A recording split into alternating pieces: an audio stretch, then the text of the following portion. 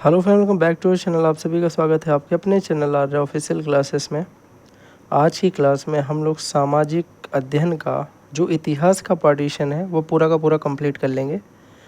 कोशिश करूँगा कि आपको सारी चीज़ें समझा पाऊँ, पर जैसा कि आपको भी पता है कि एक लंबी क्लास हो सकती है, जिसे अगर एक शॉर्ट क्लास में कन्वर्ट करना है तो चीज़ों को काफ़ी जल्दी पढ़ाना पड़ेगा और जल्दी समझाने में हो सकता है कुछ चीज़ें आपको ज़्यादा मेहनत करनी पड़े खुद से समझने के लिए। ठीक है, तो वो आप लोग कर लेंगे। तो एग्ज़ाम के फर्रे हैं तो उसी हिसाब से लिखें, स्पीड आप राइटिंग समझ सकते हो जो आपको समझ में आ रही है। पहला है कि सिकंदर का भारत में आक्रमण। आपसे पूछा जाए, आपको बोलना है सिकंदर यूनान के मेसिडोनिया का शासक था। मेसिडोनिया की जगह कहीं कहीं मकदोनिया लिखा होगा, यूनान में मेसिडोनिया कहा जाएगा। ठीक है। पिता का नाम इसके फिलिप द्वितीय था। भारत पर ये 326-327 ईस्वी में ईसा पूर्व आक्रमण करता है। उस समय भारत छोटे छोटे भागों में बटा हुआ था। ज़्यादातर कौन सा भाग? पश्चिमी भाग। तो उस समय भारत का जो पश्चिम का भाग था, पश्चिम भारत का भाग, वो छोटे छोटे कई भागों में बटा था, बहुत सारे भागों में बटा था। तो इसमें से कुछ भाग भैया ऐसे थे जिनमें राज्य का तंत्र था, राजाओं का राज्य चलता था, कुछ गणतंत्र था जहाँ पे प्रजातंत्र था। ठीक है। भारत पर सिकंदर ने जो युद्ध किया वो किसके साथ किया है? तो यहाँ याद रखिएगा, वैसे आपको मिलेगा पोरस के साथ किया। ठीक है, लेकिन भैया यहाँ याद रखना, सबसे पहला जो उसका युद्ध हुआ था वो तक्षशिला के शासक अम्बी के साथ में हुआ। अम्बी इसके सामने समर्पण कर देता है और इसकी मदद करने के लिए इसे वचन दे देता है। इसे वचन देता है कि मैं तुम्हारी क्या करूँगा? मदद करूँगा अब आगे युद्ध में। यहाँ तक की बात समझ में आ गई। आगे अगर तुमसे पूछा जाए सिकंदर के आक्रमण का भारत पर प्रभाव क्या पड़ता है, क्या क्या प्रभाव पड़ेगा, ध्यान से सुनना। जैसे मैंने अभी आपको बताया कि जब सिकंदर ने भारत पर आक्रमण किया तो पश्चिम में कई सारे छोटे छोटे राज्यों में, पश्चिम में जो भारत था वो कई छोटे छोटे भागों में टूटा हुआ था। तो ये जब भाग अलग अलग थे, इसकी वजह से कुछ भाग इसमें ऐसे थे जो राजतंत्रात्मक थे, कुछ ऐसे थे जो गणतंत्रात्मक थे। तो इन सब में क्या हुआ? अब एकता होने लगी। यानी उत्तर पश्चिम में जो छोटे छोटे राज्य होते थे उनमें राजनीतिक रूप से एकता का पाठ उनको पढ़ाया गया कि भाई एक साथ रहोगे, मिल के रहोगे तो नहीं टूटोगे, अलग अलग रहोगे तो कटोगे तो बटोगे वाली लाइन, वही बटोगे तो कटोगे जो भी चल रहा था, उसी हिसाब से इनको समझ में बातें आ गई। दूसरे नंबर पे देखा जाए तो भारत को तिथिवार इतिहास के निर्माण में सहायता प्रदान हुई। भारत पहले अंधाधुंध इतिहास लिखता था कि ये हुआ वो हुआ, अब उन्होंने क्या लिखा? हर चीज़ को तिथि से लिखा, डेट के साथ में एक क्रम व्यवस्था के द्वारा इतिहास लिखना प्रारंभ हुआ। कब से? जब इतिहास में सिकंदर ने भारत पर आक्रमण किया उसके बाद। भारतवासियों को अपनी सैनिक दुर्बलताओं का पता चला कि हमारे यहाँ जो सैनिक हैं वो कितने भाई दुर्लभ थे, कि वो हार गए, दुर्बल थे ना। तो उनके बारे में पता चला कि क्या कमियां हुई भारत के सैनिकों से जिससे कि हार गए, क्यों नहीं जीत पाया सिकंदर से, क्यों हारे हम लोग। तो वो सारी चीज़ें उनको पता चली। यूनान से व्यापारिक संबंध भी स्थापित हो गया, तो कई सारे जल मार्ग हो गए, कई सारे भैया जल मार्ग और स्थल मार्गों का भी, स्थल मार्ग इनका भी शुरुआत इनकी हो गई। ठीक है, कई जल मार्ग और स्थल मार्गों की भी शुरुआत हो गई व्यापार करने के लिए। यहाँ तक की बात एकदम ख़त्म। अब आ जाओ मेगास्थनीज पे। मेगास्थनीज आपसे पूछा गया कि मेगास्थनीज कौन था। जो क्वेश्चन आपसे पूछा जाएगा इसी क्वेश्चन पेपर में जो भी आएगा वो इसी क्लास से आएगा, ध्यान से देखना। मेगास्थनीज के बारे में लिखोगे, मेगास्थनीज यूनानी राजदूत था, चंद्रगुप्त मौर्य दरबार से में आया, मतलब चंद्रगुप्त मौर्य के दरबार में आया था और एक यूनानी राजदूत था। अब अगर ये यूनानी राजदूत है तो इसे भेजा किसने होगा ये भी पता होना चाहिए ना। तो याद रखना, इसे भेजा था सेल्यूकस निकेटर ने। Seleucus Nicator. सेल्यूकस निकेटर कौन था भैया? सिकंदर का सैनिक था, सिकंदर का सैनिक कमांडर टाइप का था, ये सेल्यूकस निकेटर था। तो ये तो भैया जीत करके इसको दे गया, इसने क्या किया? राज किया। उसके बाद इसने क्या हुआ कि इसका चंद्रगुप्त मौर्य के साथ जब भी इसका युद्ध हुआ होगा तो उसमें इसने अपनी लड़की की शादी किससे कर दी? चंद्रगुप्त मौर्य के साथ में। इसकी लड़की का नाम क्या था? हेलेना। हेलेना की शादी इसने कर दी चंद्रगुप्त मौर्य के साथ में। हेलेना को तो आती नहीं थी यहाँ की भाषा, ये तो अपने यहाँ की यूनानी बोलती थी। तो इसके यूनानी के लिए एज अ बाइलिंगुअल ट्रांसलेटर आया था मेगास्थनीज राजदूत बन के। ठीक है, ये सेल्यूकस निकेटर ने इसको भेजा था। इसकी एक बुक भी है जो आपसे पूछी जाती है, उसका नाम है इंडिका। तो इंडिका किसकी बुक है? मेगास्थनीज की। मेगास्थनीज कहाँ का राजदूत था? यूनानी राजदूत। मेगास्थनीज किसके दरबार में आया? चंद्रगुप्त मौर्य के। मेगास्थनीज किसके दरबार से आया या किसने भेजा? सेल्यूकस निकेटर ने। 4 क्वेश्चन 5 क्वेश्चन जो भी बनेंगे इतने से बनेंगे। बात आ गई समझ में? आगे देखो भैया इंडिका में भारत का वर्णन कैसे किया गया। इंडिका बुक जो है मेगास्थनीज की, उसमें भारत को कैसे दिखाया। पहले नंबर पे भौगोलिक स्थिति में उन्होंने क्या दिखाया, उन्होंने बोला कि भारत का जो आकार है वो चतुर्भुज के जैसा है। आकार कैसा है, चतुर्भुज की तरह है, ठीक है भैया, पैरेललोग्राम टाइप का है। फिर उन्होंने बोला भैया भौगोलिक स्थिति में क्वाड्रिलेटरल टाइप का है। फिर उन्होंने यहाँ पे तुमसे बोला कि भौगोलिक स्थिति जो है उसमें सिंधु और हिमालय जो है वो उसके पश्चिमी और उत्तरी सीमा पर है, और वहीं जो दक्षिणी और पूर्वी सीमा है दोनों तरफ क्या है, समुद्र है, दोनों साइड समुद्र है दक्षिण और पश्चिम में। और भैया यहाँ पे देखा जाए अगर कि पश्चिम में और उत्तर में क्या है, तो सिंधु और हिमालय है, एक साइड हिमालय एक साइड सिंधु। उत्तर में हिमालय है, पश्चिम में सिंधु है, पूर्व में इधर बंगाल की खाड़ी साइड समुद्र, और इधर नीचे अपना दक्षिण में समुद्र। तो हमारे यहाँ भैया समुद्र वाली चीज़ें उसने बताई कहाँ कहाँ है, और सिंधु और हिमालय कहाँ कहाँ है ये भी बताई। उसने बोला कि भारत में 2 बड़ी नदियाँ हैं, एक गंगा का नाम बताया, एक सिंधु का नाम बताया। उन्होंने कहा ये बड़ी प्रचलित हैं, 2 बड़ी नदियाँ बताई उसने, एक गंगा और एक सिंधु। गंगा को माता कहा जाता है, ठीक है। सिंधु एक बहुत बड़ी नदी है। बहुत सारी छोटी छोटी नदियाँ भी हैं उसने कहा वहाँ पे। उसने कहा वहाँ पे एक गंगा नदी है और एक सोन नदी है, और ये दोनों नदियाँ जहाँ पे मिलती हैं आके, इन्हीं के संगम पे एक जगह है जिसका नाम है पाटलिपुत्र। तो पाटलिपुत्र कहाँ पे बसा है, उसने बोला वो बसा है गंगा और सोन नदी के संगम पर। तो जहाँ गंगा और सोन नदी मिलती हैं वहीं पे पाटलिपुत्र बसा है। बात आ गई समझ में? बोलोगे हाँ बिल्कुल बढ़िया तरीके से। मैं कोशिश ये कर रहा हूँ कि भाई समझा लूँ, ठीक है, स्पीड में समझाना है, जल्दी जल्दी समझाना है, जितना एक्सप्लेन कर पाऊँगा उतना करूँगा। धार्मिक स्थिति आपसे उन्होंने पूछी कि धार्मिक स्थिति के हिसाब से बताओ। उन्होंने बोला कि यूनानी देवता जो डियोनिसस है, भैया जो डियोनिसन, यहाँ पे मैं लिख दे रहा हूँ डियोनिसन। उसने बोला कि एक जो यूनानी देवता डियोनिसन है अपने यहाँ का, या जिस एक हेराक्लिस देवता है, ये असली में अगर देखा जाए तो भारत में तो वास्तविक में ये शिव हैं और कृष्ण है। मतलब जो उनका डियोनिसन है वो अपने यहाँ शिव थे, और जो उनका हेराक्लिस है वो अपने यहाँ कृष्ण है। तो उन्होंने बोला जो यूनानी देवता है ये वहाँ पे शिव और कृष्ण है, वो भारतीय उनकी बहुत पूजा करते हैं। यहाँ देखा होगा कि भाई दे तेरे की चढ़ाए पड़े हैं सब। तो उन्होंने देखा कि वहाँ पे भैया बढ़िया पूजा होती है। उन्होंने बोला भैया यज्ञ में बलि वगैरह दी जाती है। पुनर्जन्म पे विश्वास रखते हैं कि कोई अभी मरा है फिर पैदा होकर इसी घर में वापस आ गया। मृतकों की याद में समाधि भी बनाते हैं, वो समाधि बना देते हैं, उसमें गाड़ देते हैं। ये सारी बातें उसने अपनी बुक में लिखी हैं धार्मिक स्थिति के हिसाब से। तो भैया भौगोलिक स्थिति में उसने क्या लिखा, उसने लिखा भैया जो भारत है वो चौकोर है। पहला तो उसने ये बताया चौकोर मतलब चतुर्भुज के आकार का है। और भैया उसने क्या बताया, उसने बताया कि इसके पूर्व में और दक्षिण में तो समुद्र है, इसके उत्तर में और पश्चिम में, उत्तर में हिमालय है और पश्चिम में सिंधु है। सोन नदी और सिंधु नदी जहाँ मिलती हैं उस पे जगह जहाँ संगम हो रहा है वो पाटलिपुत्र बसा हुआ है। ये 3 चीज़ें उसने बताई भौगोलिक स्थिति में। याद हो गई कि नहीं, हाँ या ना? याद हो गई भैया। हमने कहा भैया उसने धार्मिक स्थिति में क्या बताया। धार्मिक स्थिति में उसने ये बताया कि अपने यहाँ जो डियोनिसन और हेराक्लिस हैं वो उनके यहाँ शिव और कृष्ण है, वो लोग उनकी पूजा करते हैं, वहाँ पे यज्ञ और बलि भी करते हैं, वहाँ पे पुनर्जन्म पे विश्वास भी रखते हैं, मृतकों की याद में भैया समाधि भी वो लोग बनाते हैं। ये वाली बातें भी उसने कही। हमने कहा बढ़िया बात है भाई, समझ में आ गई यहाँ तक की बात।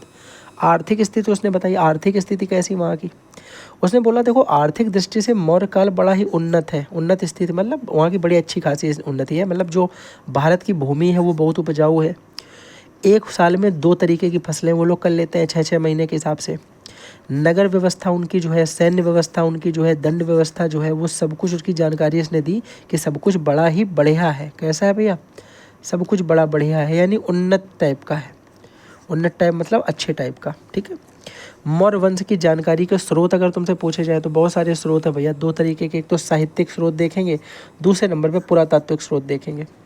अगर साहित्यिक स्रोत देखा जाए तो साहित्य में कौन कौन सी चीज़ें मिलेंगी, अर्थशास्त्र चाणक्य की, इंडिका मेगास्थनीज की, मुद्रा राक्षक विशाख दत्त की, बौद्ध और जैन ग्रंथ हैं बहुत सारे जिसमें हमें जानकारी मिलती है मौर्य वंश के बारे में, ठीक है ना? बोलोगे हाँ। हमने कहा भैया फिर अशोक के अभिलेख पुरातत्व में हो गए, भवन हो गए, वहाँ के स्तूप हो गए, गुफाएं हो गई, जो भी उनमें मिला उनमें कुछ दीवारों पे गुदी हुई आकृतियाँ मिली हैं, कई मोहरें मिली हैं कई तरीके की, ठीक है, मुद्रा मोहरें। तो इन सब बहुत सारी चीज़ें ऐसे बोल सकते हो। जूनागढ़ में अभिलेख मिले, तो जो अभिलेख वाले हैं ये सारे पुरातात्विक हैं, खुदाई में मिले हैं। और साहित्यिक रूप से जो हमें पुस्तकें मिली हैं उनमें जो लिखा हुआ है उनके हिसाब से सारी चीज़ें साहित्यिक हैं। अर्थशास्त्र के लेखक पूछे जाएंगे तो बता देना ना, विष्णुगुप्त, इन्हीं को चाणक्य भी बोला जाता है, पता है ना। इन्हीं को कौटिल्य भी बोला जाता है, पता है ना, ये वाली बातें तो बता चुका हूँ ऑलरेडी तुम्हें। भैया इंडिका मेगास्थनीज की बुक है, बताया। मुद्रा रक्षक विशाख दत्त की बुक है, विशाख दत्त, ठीक है। बौद्ध और जैन धर्म में और सारे ग्रंथ हैं जिससे हमें मौर्य काल की जानकारी मिल जाती है, सिंपल सी बात है। अब मौर्य वंश की अगर हम बात करते हैं, ध्यान से सुनना। मौर्य साम्राज्य की बात करो तो 322 से 185 ईसा पूर्व में पूरा शासनकाल इनका चला है, जिसमें मौर्य वंश में चंद्रगुप्त मौर्य आएंगे, फिर भैया इनके लड़के आएंगे, बिंबिसार आएंगे, ठीक है, बिंदुसार, फिर कौन आएगा भैया, फिर उसके बाद भैया अशोक आएंगे, अशोक के बाद कुणाल आएंगे, दशरथ आएंगे, उनके बहुत सारे पुत्र हैं, लास्ट में आके वृद्धरथ पढ़ना है, फिर सीधे वृद्धरथ को पढ़ना है, अशोक को पढ़ना है, बिंदुसार को पढ़ना है, और यहाँ पे हमें कैसे पढ़ना है, बिंदुसार के पहले चंद्रगुप्त मौर्य को पढ़ना है, बस ये हमारे हो गए, ठीक है। 1 2 3 और एक ये लास्ट वाला 4। चलो भैया अब थोड़ा सा और आगे देखते हैं। सर्वाधिक शक्तिशाली महान राजवंश इसे माना गया क्योंकि इसने लगभग 137 वर्ष तक राज किया, इनका माना जाता, बहुत ज़्यादा राज इन्होंने किया, ठीक है। स्थापना अगर देखा जाए तो देखो भैया, नंद वंश का लास्ट शासक था जिसका नाम था घनानंद। घनानंद की और चंद्रगुप्त मौर्य की लड़ाई होती है, युद्ध होता है, जिसमें घनानंद को पराजित किया जाएगा। इसे पराजित करने के बाद में ये अपना आधिपत्य बना लेंगे उसके साम्राज्य पे, और इन्होंने मौर्य साम्राज्य की स्थापना कर दी। इनकी हेल्प कौन करेगा भैया, चाणक्य करेंगे। चाणक्य इनके हैं कौन, चाणक्य इनके महामात्य या महामंत्री हैं, चंद्रगुप्त के महामात्य या महामंत्री, इनका नाम है चाणक्य, याद रहेगा, ठीक है। चाणक्य इनके महामात्य हैं या महामंत्री थे, ठीक है। दूसरे नंबर पर चाणक्य का एक नाम विष्णुगुप्त है, एक नाम कौटिल्य है, दोनों नाम इन्हीं के हैं। इन्होंने लिखी एक बुक जिसका नाम है अर्थशास्त्र। अर्थशास्त्र का संबंध किस सब्जेक्ट से अगर पूछा जाए, विषय क्या है इसका, राजनीति, तो राजनीति से संबंधित ये बुक है, इसको भी याद रखना। मौर्य वंश का सर्वाधिक विस्तार अशोक ने किया है अपने समय पे, जो इसका सबसे ज़्यादा विस्तार किया गया है, इसको फैलाया है, वो अशोक ने फैलाया है। अब देखो भैया, मौर्य साम्राज्य के शासक की इंपॉर्टेंट बातें समझो तो पहले नंबर पे चंद्रगुप्त मौर्य को पढ़ेंगे, बिंदुसार को पढ़ेंगे, अशोक को पढ़ेंगे, फिर कुणाल हो गया, दशरथ हो गया, और भी बहुत सारे हो गए। लेकिन हम फिर सीधे लास्ट में अंतिम पूछा जाता वृद्धरथ, इसके बारे में थोड़ा सा देखेंगे, सिर्फ यही पूछा जाएगा कि अंतिम शासक कौन था। अब देखना बड़े ध्यान से समझना। अब पहले नंबर पे हम बात करेंगे चंद्रगुप्त मौर्य की, तो इनका जन्म से संबंधित बहुत सारे मत हैं। जैन और बौद्ध ग्रंथ के हिसाब से बोला जाता है कि क्षत्रिय वंश के हैं। वहीं पे अगर हम इनका जन्म मौर्य नामक वंश से हुआ, ये बातें बोलते हैं जैन और बौद्ध लोग, इनके हिसाब से क्षत्रिय हैं। लेकिन मुद्रा राक्षस जो विशाख दत्त की है, या प्राचीन ग्रंथ जो और भी बहुत सारे ग्रंथ मिले पुराण वगैरह, उनमें से पता चलता है कि ये शूद्र हैं। दोनों बातें हैं, शूद्र किसके हिसाब से है, मुद्रा राक्षस के हिसाब से, प्राचीन ग्रंथ के हिसाब से, और जैन ग्रंथ और बौद्ध ग्रंथ के हिसाब से ये क्या है, क्षत्रिय वंश के हैं, जो मौर्य वंश के हैं, मौर्य या मौर्य वंश के हैं, ठीक है। तो ये बातें हमें पता चलती हैं इनसे। वहीं भैया याद रखो, चंद्रगुप्त मौर्य की बात करें तो सेल्यूकस निकेटर के साथ इनका एक युद्ध होता है 305 ईसा पूर्व। 305 ईसा पूर्व युद्ध होता है, इंपॉर्टेंट बात है, सन पूछा जाता है। 305 ईसा पूर्व में सन युद्ध होता है। चंद्रगुप्त मौर्य यहाँ युद्ध में विजयी हो जाते हैं। अब जब ये जीत जाएंगे तो भैया इनके परिणाम स्वरूप यहाँ पे जो सेल्यूकस निकेटर है, वो अपनी बेटी जिसका नाम हेलेना है, हेलेना का विवाह कर देगा चंद्रगुप्त मौर्य से। अब भैया जब विवाह कर देगा तो हेलेना को तो हिंदी आती नहीं, हेलेना है भैया ये तो समझ गए ना तुम, इसको हिंदी नहीं आती, इसको हिंदी नहीं आएगी तो ये एक अपना राजदूत भेज देगा कि जाओ भाई तुम इसकी बातें इसको बताना, इसकी बातें इसको सुनाना, ऐसे याद कर सकते हो। तो राजदूत किसे भेज दिया, मेगस्थनीज को। कहाँ भेजा, चंद्रगुप्त मौर्य के दरबार में, क्योंकि चंद्रगुप्त मौर्य से शादी हुई है, मेरे दरबार में थोड़ी ना भेजेगा, इसी के दरबार में भेजेगा ना।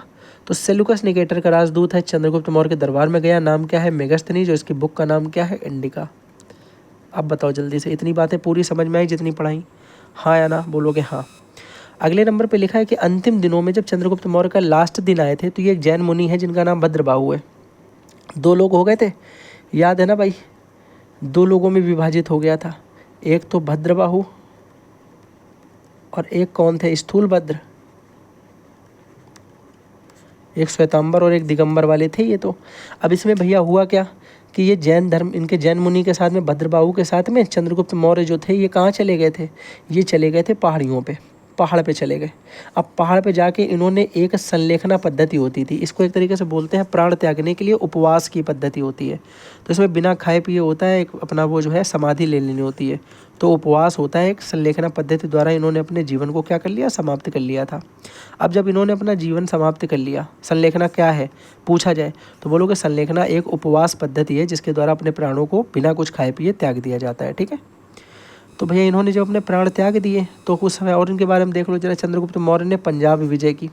अब पंजाब विजय से संबंधित क्या है, बड़े ध्यान से समझना। सिकंदर ने उत्तरापथ राज्यों को जीत करके उनमें प्रशासन के लिए उचित व्यवस्था की और वो अपने देश लौट गया, जहाँ से आया था वहीं लौट गया, यूनान से।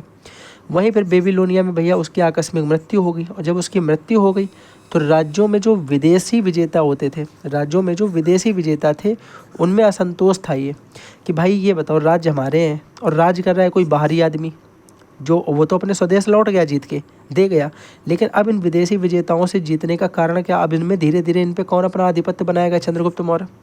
चंद्रगुप्त मौर्य चाणक्य दोनों ने मिलकर क्या किया, धीरे धीरे धीरे धीरे करके ये सारे राज्य अपने हिस्से में कर लिए। इन्हों को क्या मिला कि जो राजाओं के यूनानी प्रभुत्व के मुक्त होने के लिए इनको प्रोत्साहित किया। जो और भी राजा होते थे, अब जैसे मान लो ये पंजाब का हिस्सा है, यहाँ पे सिकंदर ने वॉर किया, ये सिकंदर ने इस पे कब्जा कर लिया। अब सिकंदर तो अपने देश वापस लौट गया, यहाँ पे बैठाल गया विदेशी सत्ता के लोगों को कि भाई तुम देखे रही ना मेरी जगह, ये बैठे हैं सब।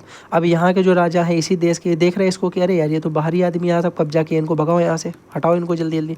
तो ये क्या करेंगे, ये चंद्रगुप्त मौर्य को देख रहे हैं कि चंद्रगुप्त मौर्य का नाम इस समय चल रहा, भाई इसकी हम लोग मदद करो, ये यहाँ पे आएगा, इनको मारेगा और ये अपना स्वदेश ही कर देगा, मतलब अपने देश का ही कोई इस पर राज्य करेगा, पर ये विदेशियों को तो भगा देगा क्योंकि ये तो यूनानी है ना।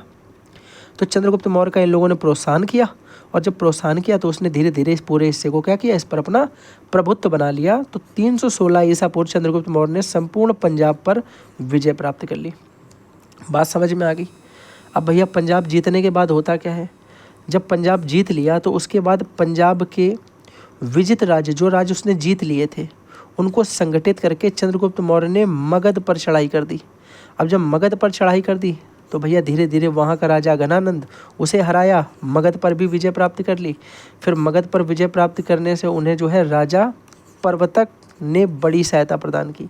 तो यहाँ याद रखना, जब मगध पर वार किया तो मगध पर विजय प्राप्त करने के लिए चंद्रगुप्त मौर्य की सहायता किसने की, राजा प्रवर्तक ने। ये बात पूछी जा सकती है अलग से, याद रखना। आगे आ जाओ। अब देखो वो तो भैया जीत गए, संलेखना पद्धति से अपने प्राण भी त्याग चुके। अब दूसरे नंबर पे बात करेंगे हम लोग बिंदुसार की। बिंदुसार चंद्रगुप्त मौर्य का उत्तराधिकारी बनेगा क्योंकि लड़का है उनका। अब ये बैठेगा, इसको किस किस नाम से जाना जाता पूछा जाएगा तो अमित्रोचेटस या अमित्रोघात के नाम से जानते हैं इसे। साथ ही साथ भैया याद रखना कि 298 ईसा पूर्व में इसका राज्याभिषेक होता है। फिर जैन ग्रंथ में इसे सिंहसेन कहा गया है। सिंहसेन क्या कहा गया, एक तो याद रखना है इसको अमित्रघात की उपाधि है और जैन धर्म में इसको सिंहसेन कहा गया। ये छोटी छोटी चीज़ें जो तुम्हें दिखाई पड़ रही हैं यही पूछी जाती हैं। ये चंद्रगुप्त मौर्य के बाद उत्तराधिकारी बना। अब बिंदुसार के समय देखा जाए तो तक्षशिला में विद्रोह हुआ। अब इस विद्रोह के लिए इसने अपने 2 बेटे भेजे। एक तो भेजा इसने सुसीम को और एक भेजा इसने अशोक को। सुसीम बड़ा है, अशोक से छोटा है। तो 273 ईसा पूर्व बिंदुसार की मृत्यु हो गई। फिर भैया अशोक गद्दी पे बैठा, और अशोक गद्दी पे बैठा कैसे, बताया जाता है कि इसके 100 भाई थे जिसमें से 99 को मार करके गद्दी पे बैठ गया। 99 को इसने मारा और फिर गद्दी पे बैठा। ये बातें जो कही जाती वो मैं तुम्हें बता रहा हूँ, ठीक है। अब भैया ध्यान से सुनना, अशोक की बात करें तो 100 भाई में से 99 की मृत्यु करने के बाद ये गद्दी पर बैठा, मारने के बाद उनको। बिंदुसार इसके पिता का नाम है और सुब्रदांगी इसकी माता का नाम है। इसकी माता का नाम है सुब्रदांगी। ये इंपॉर्टेंट है, याद रखिएगा, ठीक है।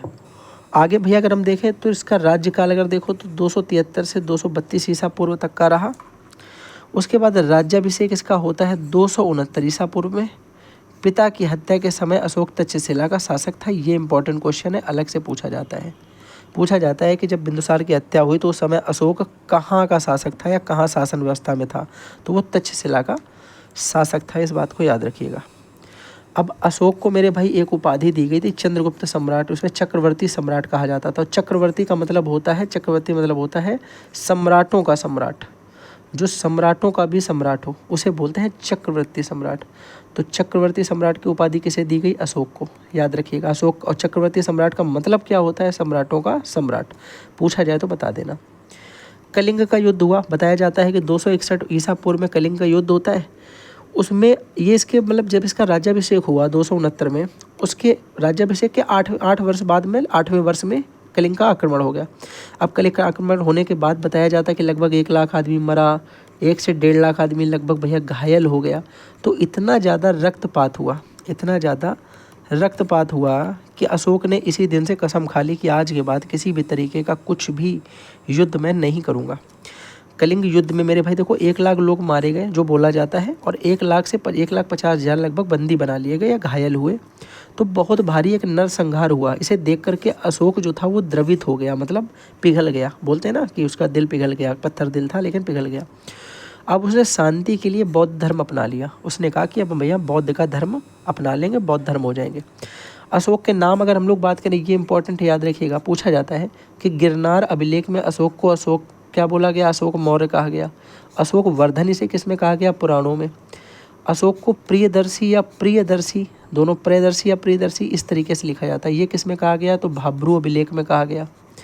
भैया बोला जाए अशोक या देवनामप्री भी इन्हें कहा जाता है, देवनामप्री या फिर अशोक, ये नाम भी इसको दिए गए। ठीक है, तो याद रखना ये वाला जो है ना भाब्रू अभिलेख वाला, जिसमें लिखा हुआ है प्रियदर्शी, ये वाला पूछा जाता है, इसको याद रखिएगा। ठीक है, आगे आ जाओ भाई जल्दी से। सर्वप्रथम पत्थर पर कुछ लिखवाने का काम या गुदवाने का काम किसने स्टार्ट किया था? अशोक ने। याद रखना ये मोस्ट इंपॉर्टेंट क्वेश्चन है कि 1837 में सबसे पहले जिसका नाम मिलता है जेम्स प्रिंसेप, इसने अभिलेख को पढ़ा था अशोक के। अशोक का अभिलेख जो कि उनके हिसाब से पाली भाषा में या आर्मेयिक या ब्राह्मी जिस भी लिपि में लिखा, उस लिपि को सबसे पहले पढ़ने वाला इंसान कौन है? जेम्स प्रिंसेप है। कब पढ़ा है? 1837 में। याद रखना मोस्ट इंपॉर्टेंट क्वेश्चन है। अगला भैया है कि अशोक के बाद उसका पुत्र कुणाल गद्दी पर बैठा, उसके बाद इसका पुत्र दशरथ गद्दी पे बैठेगा। लेकिन ये सारे ऐसे शासक हैं जिन्होंने कुछ इतना स्पेशल किया नहीं, जिनके बारे में हम पढ़ें। फिर हम सीधे अंतिम सम्राट को पढ़ते हैं जिसका नाम है वृद्धरथ, और जो पूछा जाता है इसका अंतिम शासक जो है वो वृद्धरथ है। अब वृद्धरथ का सेनापति होता है पुष्यमित्र शुंग, ये इसकी हत्या करेगा और शुंग वंश की स्थापना कर देगा। सिंपल सा है लॉजिक यहाँ पे ये। अब अशोक की पत्नी की बात अगर हम करते हैं तो अशोक की पत्नी देवी नाम था उनका, और देवी की यहाँ पे 2 संतानें हैं। पुत्र का नाम महेंद्र मिलता है, पुत्री का नाम संघमित्रा मिलता है। और इसके पुत्र और पुत्री ये वही हैं जिनको श्रीलंका भेजा गया था बौद्ध धर्म के प्रचार के लिए। बौद्ध धर्म के प्रचार के लिए भैया कहाँ भेजा गया था? श्रीलंका भेजा गया था। याद रखिएगा किसे किसे? महेंद्र को और संघमित्रा को। भैया बात करते हैं तृतीय बौद्ध संगति किसके शासनकाल में हुई? पाटलिपुत्र में होती है। किसके शासनकाल में होती है? बड़े ध्यान से सुनना। तृतीय बौद्ध संगति जो होती है इसका अध्यक्ष कौन होता है? उस समय शासक कौन होता है? ये दोनों बातें देखना। पाटलिपुत्र में हुई जगह का नाम हो गया। अध्यक्ष भैया कौन था? मोगलीपुत्तिस था, मोगलीपुत्तिस। और भैया शासक कौन है उस समय? अशोक।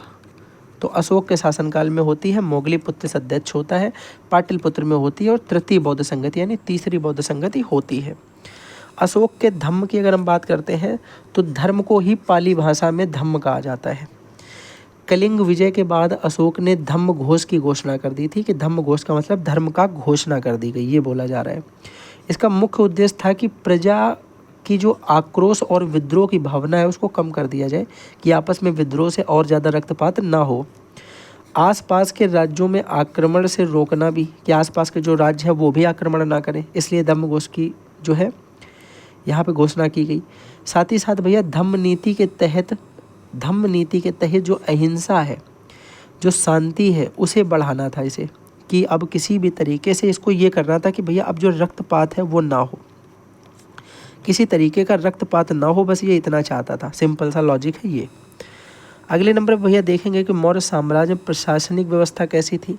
तो भैया केंद्रीय प्रशासन था, प्रांतीय प्रशासन था, स्थानीय प्रशासन था, गुप्तचर प्रशासन था, सैन्य प्रशासन, नगर प्रशासन और न्याय प्रशासन। ये भैया यहाँ के प्रशासन व्यवस्थाएं थी। केंद्रीय प्रशासन का मतलब सर्वोच्च स्थान राजा का होता है।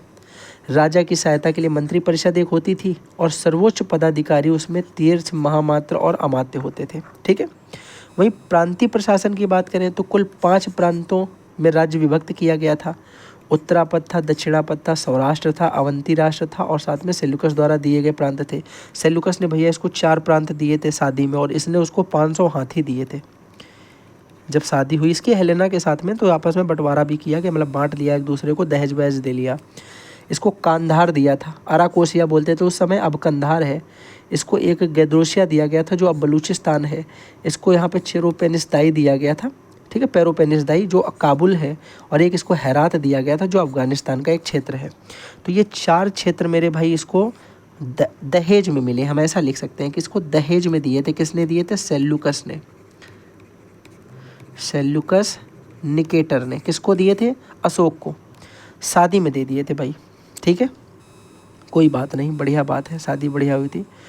स्थानीय प्रशासन की बात करेंगे तो भैया गांव का मुखिया जो है ग्रामीण होता था, कार्य कृषि का होता था, जल शांति व्यवस्था के लिए सड़क व्यवस्था आदि का काम इसके अंतर्गत देखा जाता था। जो स्थानीय प्रशासन मतलब स्थान में जो प्रशासन है वो इस देखेगा, खत्म बात थी, ठीक है। नगर प्रशासन भैया, पाटलिपुत्र में नगर प्रशासन था। पाटलिपुत्र क्योंकि नगर है, कहाँ बसा है भैया याद रखना, सोन और गंगा के संगम पर। ये किसने बात लिखी है? इंडिका में मेगास्थनीज ने। जो पढ़ चुके हो याद होना चाहिए सारी बातें। 6 समितियाँ होती थी, प्रत्येक समिति में 5 सदस्य हुआ करते थे। अब 6 समितियाँ कौन कौन सी थी देखना भैया।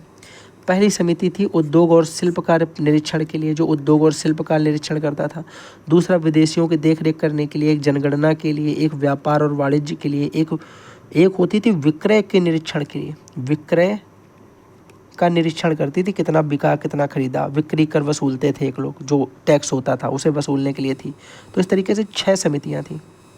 अब गुप्तचर प्रशासन की बात करें तो कौटिल्य ने अर्थशास्त्र जो है उनका, उसमें भैया गुप्तचर व्यवस्था का वर्णन है उनके हिसाब से। वो जैसे अभी रॉ एजेंट होते हैं, सुना तुम लोगों ने रॉ के बारे में, मूवी देखी होंगी। एक सीक्रेट एजेंट होता है, किसी दूसरे देश में जाकर के एक षड्यंत्र रचता है पूरा और उसको बाद वहाँ की जानकारियाँ अपने देश में ले आता है। ये सिंपल सा होता है लॉजिक। इनका कार्य होता था महत्वपूर्ण बातें सम्राट तक पहुँचाना और षड्यंत्र वगैरह जो होते थे, भ्रष्ट कर्मचारी आदि, उन पर ये नियंत्रण बनाकर रखते थे। उनकी बातें सुन लेते थे, राजा को बता देते थे और राजा भैया उनको सजा दे देता था। सिंपल सा लॉजिक है। तो ये बातें हमें सारी किस में पढ़ने को मिलती हैं? ये सारी अर्थशास्त्र में पढ़ने को मिलती हैं कि गुप्तचर प्रशासन भी था, ठीक है। इन्होंने बोला, हमने मान लिया, हमें ज़्यादा कौन सा इनको डीप चीज़ें बतानी है। सैन्य प्रशासन के अंतर्गत भैया सेनापति होता था, उसके बाद पैदल सैनिक होते थे, उसके बाद अश्व सैनिक होते थे, फिर हस्त सैनिक होते थे, हाथी वाले, फिर यातायात व्यवस्था होती थी। तो ये वाली बातें तो आप लोग खुद ही लिख लोगे, सिंपल है। न्याय व्यवस्था में सर्वोच्च अधिकारी राजा ही होगा, क्योंकि न्याय तो भैया राजा ही सुनाएगा। सबसे ऊपर केंद्रीय न्यायालय माना जाएगा, उसके नीचे जनपद, उसके बाद स्थानीय न्यायालय। वही सेम प्रोसेस, पहले केंद्र, फिर जनपद, फिर स्थान। अब भैया बात करो अगर मौर्यकालीन सामाजिक स्थिति कैसी थी, तो भैया देखो सिंपल सी बात, जो अभी है वही तब था। 4 वर्णों में समाज विभाजित था, वही ब्राह्मण, क्षत्रिय, वैश्य, शूद्र वाला। साथ ही साथ ब्राह्मण जो होता था उसे सर्वश्रेष्ठ माना जाता था, जो हमेशा से पहले मानते थे, वैदिक काल में भी। इन ब्राह्मणों से भी एक भैया कर होता है जिसे बोलते हैं, आई थिंक जकात था, एक जकात होता है या जजिया होता है, कौन सा कर होता था जो गैर मुस्लिमों से लिया जाता था? जल्दी से एक बार बताओ, वो जजिया कर होता है या जकात कर होता है जो गैर मुस्लिमों से लिया जाता है? फास्ट बताएंगे भाई, जल्दी से, जल्दी बोलो, कौन सा कर है जो किन से लिया जाता था?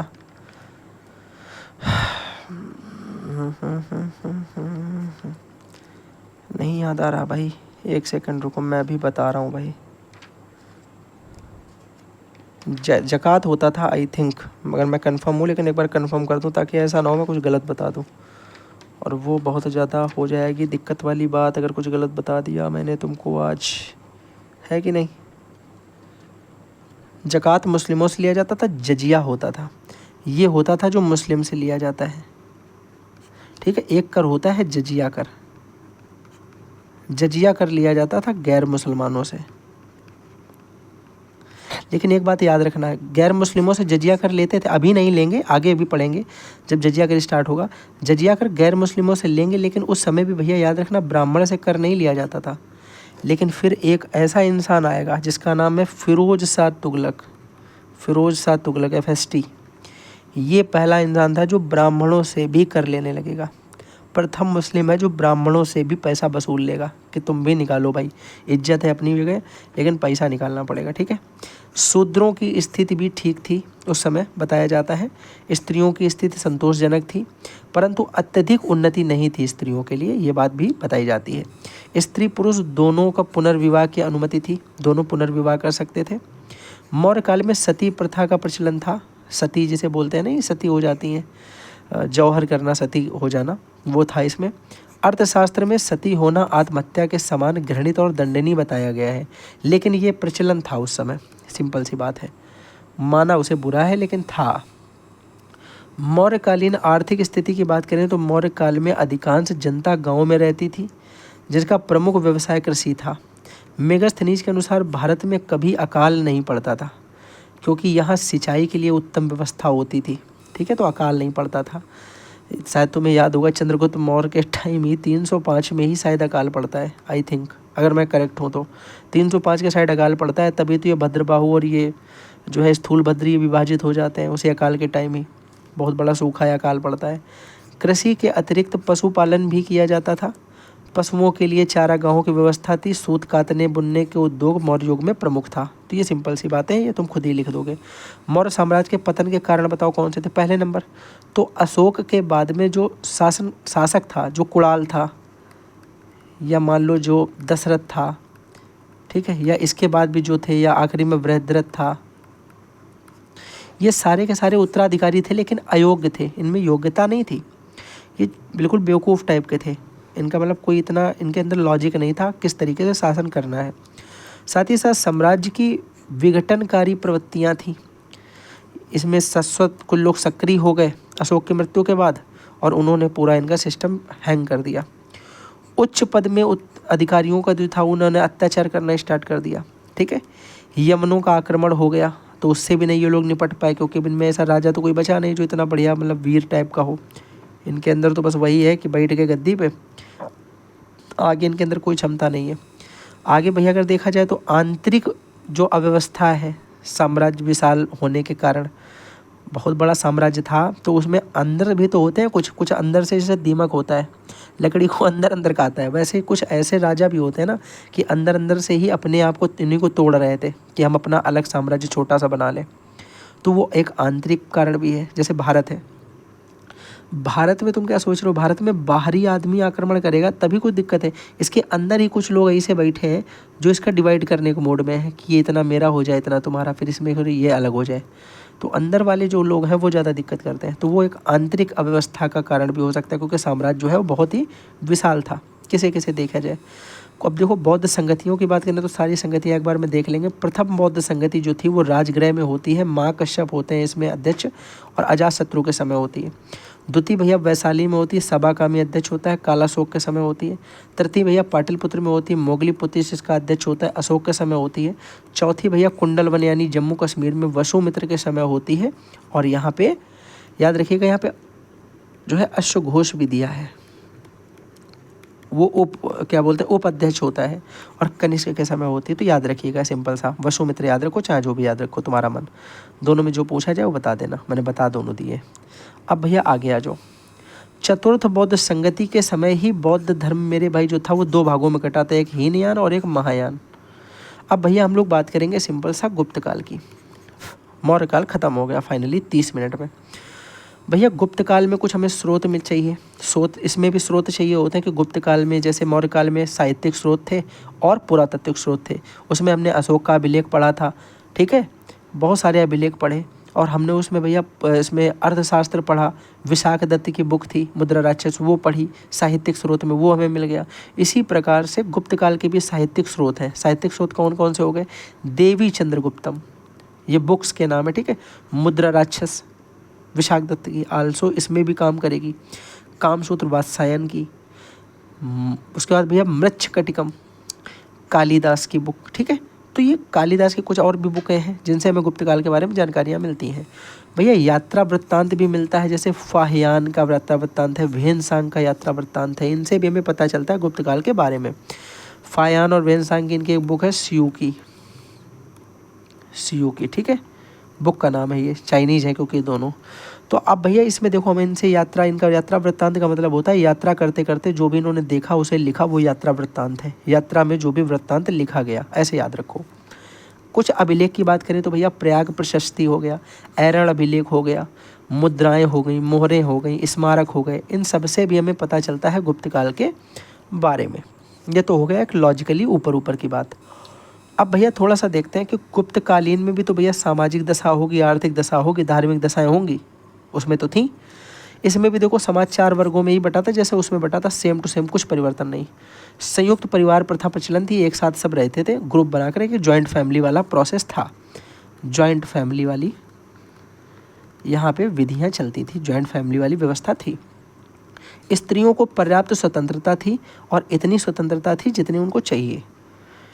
वेदों के अध्ययन को रोका जाने लगा था। अब यहाँ पे ये इंपॉर्टेंट चीज़ है, वेदों का अध्ययन इन लोगों ने रोक दिया, ये इंपॉर्टेंट बात हो गई।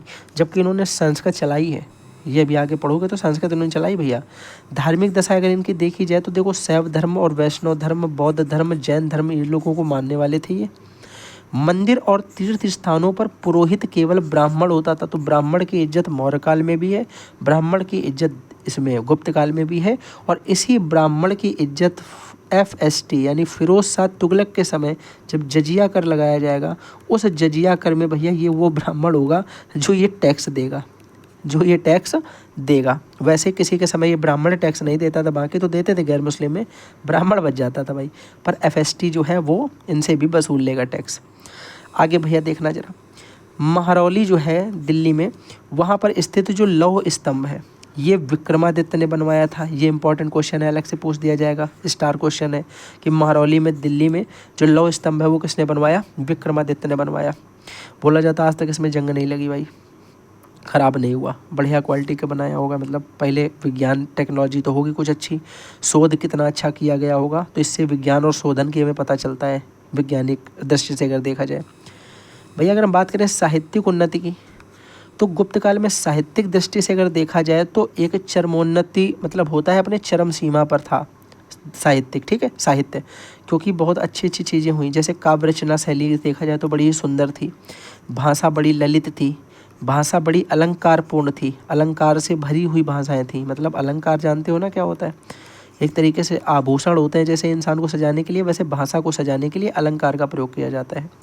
अब नाटक की अगर हम बात करें तो भैया कालिदास के नाटक कौन कौन से? अभिज्ञान शाकुंतलम हो गया, विक्रमोर्वशीयम हो गया, ठीक है। उसके बाद देखो मालविका नागनिमित्रम हो गया, उसके बाद मेघदूतम हो गया, ठीक है। इसके बाद कुमार संभव हो गया, मेघदूत 2 बार हो गया, मेघदूत 1 बार लिख दो। उसके बाद भैया ऋतु श्रृंगार हो गया। अब कुमार संभव भैया जो है, इसको अगर हमने, जहाँ तक मैंने पढ़ा है, इसमें जो है शिव और शक्ति मतलब गौरा जी और शंकर जी के बारे में चीज़ें लिखी गई हैं। और जैसा अभी आपने एक देखा होगा बियर बाइसेप्स वाला तुम्हारा जो चल रहा था कि कुछ अपशब्द टिप्पणी बोल दी थी माँ बाप के रिलेटेड में, उन्होंने पेरेंट्स को लेकर के, आई थिंक, तो उसमें वो जो उनका कुछ प्रोसेस चला था। इसी प्रकार से कालिदास जी जो लिख रहे थे, इसमें उन्होंने माँ पार्वती के लिए और शंकर जी के लिए सब कुछ लिखा, पर उस सब कुछ में कुछ ऐसी चीज़ें ये लिखने जा रहे थे जो अप्रोप्रिएट नहीं हो सकती हैं, ऐसे नॉर्मली पढ़ने के लिए कोई नहीं लिख सकता है उस सेंस में, ठीक है। तो इसके लिए फिर इनको श्राप मिला था कि अब ये कुछ नहीं लिख पाएंगे, तो ये ग्रंथ जो था उसके बाद इन्होंने उसमें कुछ भी नहीं लिख पाए, ये एकदम जड़ मोड़ से जीरो हो गए कालिदास, ठीक है। ये बात ऐसे मैंने सुनी है, आप लोग एक बार पूरा देखिएगा, मैंने शायद कोई शॉर्ट देखा होगा या फिर मतलब कहीं तो मैंने पढ़ा था ऐसा कुछ, तो मैंने सोचा तुम्हें बता दूँ। भैया ऐसे मुद्रा राक्षस अगर आपसे पूछी जाए, देवी चंद्रगुप्तम पूछी जाए, तो ये दोनों ही किसकी हैं? विशाख दत्त की। और देवी चंद्रगुप्तम ये वही बुक है जो हमें साहित्यिक स्रोत में काम आएगी, जो हमें साहित्यिक स्रोत में याद रखनी है, किसके लिए? गुप्त काल में। भाई कोई चीज़ है उसे भूलो मत, सब चीज़ें लेके चलो साथ में। भैया अगर हम बात करें मृच्छकटिकम, ये भी इम्पोर्टेंट बुक है, किसकी है? शूद्रक की। कामसूत्र ये भी इम्पोर्टेंट बुक है, किसकी है? वात्स्यायन की। पंचतंत्र भैया विष्णु शर्मा की। तो ये सारी बुक्स हो गई जिनके राइटर तुमसे डायरेक्ट पूछ लिए जाएंगे, या तो MCQ में पूछ लिए जाएंगे या फिर अति लघुत्तरी में पूछ लिए जाएंगे, सिंपल सा है, ठीक है। प्रयाग प्रशस्ति का संबंध किससे है भैया? हरिशेण से है। हरिशेण का संबंध किससे है? क्या समुद्रगुप्त से नहीं है? समुद्रगुप्त का दरबारी ही तो है हरिशेण, है ना। तो प्रयाग प्रशस्ति स्तंभ का संबंध किससे है? हरिशेन से, और हरिशेन का संबंध समुद्रगुप्त का दरबारी है उससे है। भैया 10 कुमार चरितम की बात करें तो ये दंडी की है, और स्वप्नवास दत्ता की बात करें तो इनका संबंध भास से है। आगे अगर हम बात करें, गुप्त काल भारतीय इतिहास का स्वर्ण युग कहा जाता है। क्या कहा जाता है? स्वर्ण युग।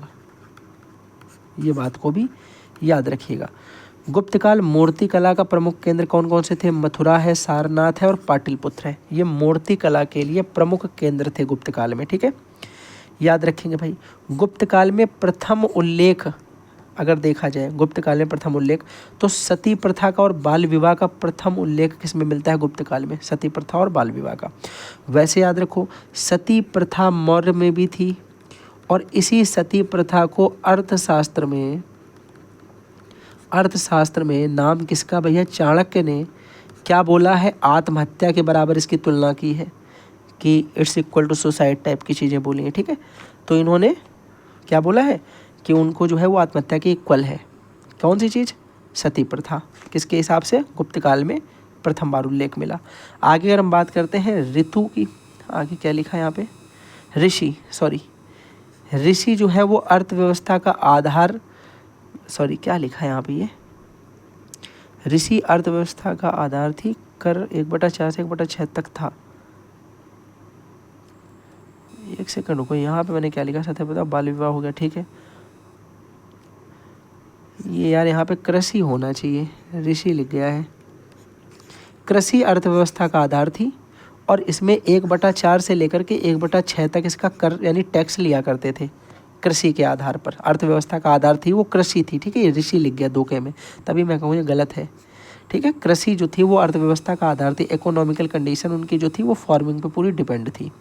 स्वर्ण सिक्के को दिनार कहा जाता था। वहीं अगर हम तुमसे बात करें गुप्त काल का प्रमुख बंदरगाह पूछा जाए तो याद रखना, एक तो भड़ौच हो गया, ये भ है भड़ौच, और एक हो गया ताम्रलिप्ति, ठीक है। ताम्रलिप्ति और भड़ौच जो है ये 2 बंदरगाह है। इंपॉर्टेंट क्वेश्चन है, MCQ या अति लघु उत्तरी में पूछा जा सकता है। गुप्त वंश एक बार फास्ट से अगर रिवीजन करें तो भैया याद रखना, स्थापना होती है 240 ईसा पूर्व। संस्थापक कौन है भैया? श्रीगुप्त। राजधानी कहाँ बनाते हैं? पाटलिपुत्र रहती है। भाषा कौन सी है? संस्कृत। राज्य की भाषा थी संस्कृत, और ये वही गुप्त काल है जिसमें वेदों को पढ़ने पे रोक लगी है। लेकिन राज्य की भाषा कौन सी रखी गई? संस्कृत। मैंने स्टार्टिंग बताया था, कुछ स्पेशल है।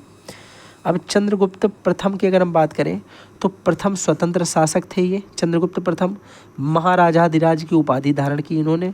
गुप्त संवत का प्रारंभ किया 319 ईसा पूर्व में। लिच्छवी वंश की राजकुमारी कुमार देवी से इनका विवाह हो गया। साथ ही साथ अगर हम बात करें समुद्रगुप्त की तो भारत का नेपोलियन इनको पी स्मिथ ने कहा है। भारत का नेपोलियन इंपॉर्टेंट है, बी स्मिथ ने कहा, ये बात भी इंपॉर्टेंट है। समुद्रगुप्त था, इनने आर्यवर्त में 9 राज्य और दक्षिणवर्त में 12 राज्य में जीत करके साम्राज्य को मिला दिया था। मतलब एक बहुत बड़ा राज्य इन्होंने तैयार किया भाई, बहुत बड़ी बात होती है। 9 राज्य इन्होंने आर्यवर्त में जीत लिए, दक्षिणावर्त में इन्होंने 12 राज्य जीत लिए, इसीलिए इनको दक्षिणापति भी कहा जाता था। क्या बोला जाता था? दक्षिणापति। अच्छा, इनको एक नाम और दिया जाता था, कविराज, याद रखना, क्योंकि कविता में बड़े ही अच्छे संगीतज्ञ और कवि भी थे ये, ठीक है। इसीलिए संगीतज्ञ के संबंध में तुमने देखा होगा सिक्कों में कभी कभी पीछे कोई वीणा लेके बैठा होता था। पहले के सिक्के जो थे वो समुद्रगुप्त ही है, जो सिक्कों पर वीणा बजाते हुए अपने आप को इन्होंने क्या किया? अंकित करवाया, ठीक है। इनका दरबारी है हरिशेन, जिसका संबंध किससे है? प्रयाग प्रशस्ति से। याद करो, प्रयाग प्रशस्ति से इनका संबंध है, पढ़ चुके हैं पीछे। सर्वाधिक अश्वमेध यज्ञ कराए किसने? समुद्रगुप्त ने। अगले नंबर पे हम बात करेंगे चंद्रगुप्त द्वितीय, यानी जिसे विक्रमादित्य के नाम से भी जाना जाता है। समुद्रगुप्त का जो है यहाँ पे पुत्र है ये। शकों पर इन्होंने विजय, शकों का आक्रमण हुआ तो उस पर इन्हें विजय प्राप्त हुई, विक्रमादित्य की उपाधि इन्हें मिली। चीनी यात्री फाहियान इनके समय पे भारत आया। उसके बाद महरौली में लौह स्तंभ इन्होंने बनवाया, जो हम लोग पहले ऑलरेडी वाली बात पढ़ चुके हैं। दरबार में इनके 9 विद्वान थे जिनको नवरत्न कहा जाता था। अब ये नवरत्न कौन कौन से हैं? कालिदास तुम्हारे किसके लिए? संस्कृत के लिए। धन्वंतरी आयुर्वेद के हैं। उसके बाद ये छपड़क हमारे नीतज्ञ हो जाएंगे। इसके बाद भैया यहाँ पे बरामिहिर गणितज्ञ और खगोल है, ये पूछे गए हैं। बरामिहिर कौन है? याद रखना। धन्वंतरी याद रखना, कालिदास याद रखना। उसके बाद भैया और बाकी नाम है केवल वरुच, बेताल, भट्ट, शंकु, अमर सिंह और ये घटखरपर, ठीक है। तो ये नाम है भैया, इनका नाम है घटखरपर, याद रखना, ठीक है। आगे देखो, अब आ जाओ कुमारगुप्त पे। कुमारगुप्त के लिए इंपॉर्टेंट चीज़ है भैया कि मुद्रा पर मयूर का चित्र इन्होंने बनाया, अंकित करवाया था। महेंद्रादित्य की उपाधि इनको मिली थी। अच्छा बताओ, राजाधिराज की उपाधि किसे मिली थी? राजाधिराज। साथ ही साथ भैया नालंदा विश्वविद्यालय की स्थापना करवाने वाले कुमारगुप्त हैं, याद रखना। विश्व का पहला आवासीय विश्वविद्यालय जो था, कौन था? नालंदा विश्वविद्यालय। किसने बनवाया? कुमारगुप्त ने। हूणों का प्रथम आक्रमण किसके समय हुआ था? कुमारगुप्त के समय। शकों पर विजय किसने प्राप्त की थी? शकों पर विजय किसने प्राप्त की थी? जल्दी से बताओ। शकों पर विजय किसने प्राप्त की थी? जल्दी से बताओ। फिर भैया याद रखो, स्कंदगुप्त की बात करेंगे तो हूणों को हरा करके अपने राज्य की रक्षा की इन्होंने। किसने? स्कंदगुप्त ने। मौर्यों द्वारा निर्मित सुदर्शन झील जो थी उसको जीर्णोद्धार करवाया, मतलब पुनर्निर्माण करवाया, उसको जीवित कराया। मृत्यु हो गई थी उसकी, मतलब सूख गई होगी, ठीक है, तो उसको दोबारा से यूजफुल बनाया। अब वजह पुष्यभूति या वर्धन वंश की बात करते हैं तो गुप्तों का पतन, हूणों के आक्रमण के बीच में कई छोटे छोटे राज्यों का उदय हुआ, उसमें पश्चिमी भाग में वर्धन वंश का उदय हुआ। अब दिल्ली और पंजाब के जो भूभाग होता है, दिल्ली और पंजाब के मध्य का जो भूभाग है, उसमें श्रीकंठ नाम का एक जनपद था। इसमें थानेश्वर नाम से जाना जाता था। इसे किस नाम से जानते थे? थानेश्वर नाम से। किस नाम का था? श्रीकंठ नाम का। कहाँ पे था? दिल्ली और पंजाब के मध्य भूभाग में, ठीक है। ये दिल्ली है, ये पंजाब है। यहाँ पे तुम्हारा ये वाला जो हिस्सा है, इसको हम यहाँ पे बोल रहे हैं श्रीकंठ। क्या बोल रहे हैं? श्रीकंठ। और इसी को हम बोलते हैं थानेश्वर। ये बात है एक बार में, ठीक है। थानेश्वर कहा गया। 6ठी शताब्दी में पुष्यभूति नामक शासक ने पुष्यभूति वंश की स्थापना यहीं पे कर दी, थानेश्वर में। यही आगे चल के वर्धन वंश बन गया, ठीक है। यही आगे चल के वर्धन वंश बन गया। प्रभाकर वर्धन जी यहाँ पे है। प्रभाकर वर्धन जो थे वो स्वतंत्र शासक हुए यहाँ के। प्रभाकर वर्धन कौन है? ये पिता है मेरे भाई किसके? हर्षवर्धन के, ठीक है ना। हर्षवर्धन के पिता हैं। अब इनका थोड़ा समझना, ये तुम्हें शॉर्ट स्टोरी, जैसे मूवी देखी है, मूवी वाला समझो इसे। परम भट्टारक महाराजाधिराज की उपाधि धारण की। परम भट्टारक राजाधिराज की उपाधि धारण कर ली। और महाराजाधिराज की उपाधि और किसने धारण की थी? जल्दी से बताना, ये वाली बात हो चुकी है। इनके पत्नी का नाम है यशोमती। उनकी 3 संतानें हैं। एक का नाम है राजवर्धन, एक का नाम है राजश्री, एक का नाम है हर्षवर्धन। अब भैया यहाँ होगा क्या कि ये जो राजवर्धन है, पिता की जब मृत्यु हो जाएगी, कहाँ गई है ये, इसकी शादी ये विवाह करेंगे भैया ग्रह वर्मा के साथ में। ये मोखरी के राजा हैं, मोखरी के राजा हैं। इनकी शादी हो जाएगी, फिर प्रभाकर वर्धन जी की हो जाएगी मृत्यु। इनकी मृत्यु हो गई। अब भैया फिर क्या होगा? अब लॉजिक समझो, यहाँ पे शॉर्ट मूवी की तरह पूरी चीज़ें तुम्हें याद कर लेनी। कैसे भैया? प्रभाकर वर्धन की जब मृत्यु हो गई तो इसके बाद इनका पुत्र जो राजवर्धन है ये गद्दी पर बैठ गया, क्योंकि बड़ा ये है, हर्षवर्धन छोटे हैं। अब इसी समय मालवा वंश का नरेश है देवगुप्त। देवगुप्त क्या करेगा? देववर्मा की हत्या कर देगा। ये देववर्मा कौन था? इनका बहनोई है, क्योंकि राजश्री का हस्बैंड है। इसकी हत्या करेगा और राजश्री को उठा ले जाएगा, मतलब किडनैपिंग हो गई यहाँ पे। अब जब राजश्री की किडनैपिंग हो गई, भाई को पता चला राजवर्धन को, क्योंकि गद्दी पे तो ये बैठा है, तो राजा तो ये हुआ। ये गए इसको बचाने। अब ये जब इसको बचाने गए तो हुआ क्या? बड़े ध्यान से सुनना। वो तो भाग गया। राजवर्धन ने देवगुप्त की सेना पर चढ़ाई कर दी, तो देवगुप्त को तो मार दिया। और वहाँ से गौड़ नरेश एक था जिसका नाम शशांक है, वो छल से राजवर्धन को ही मार देगा। राजवर्धन को मार दिया उसने। और थानेश्वर की गद्दी पर अब हर्षवर्धन बैठ गया। क्यों? क्योंकि राजवर्धन बड़ा भाई था, ये मर गया, बचा केवल हर्षवर्धन। हर्षवर्धन भी चढ़ाई करेगा किस पे? भैया देखना बड़े ध्यान से। हर्षवर्धन के अब 2 टारगेट हैं।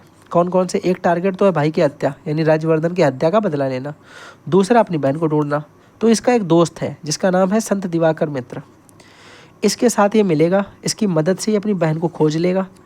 उसके बाद जब ये उस पर चढ़ाई करेगा तो शशांक, वो जो याद है ना, शशांक भाग गया था राजवर्धन को मार के। पहले तो राजा बन रहा था, उसके बाद वहाँ से भाग गया। जब उसको पता चला कि हर्षवर्धन आ रहा, भाग गया भाई वहाँ से।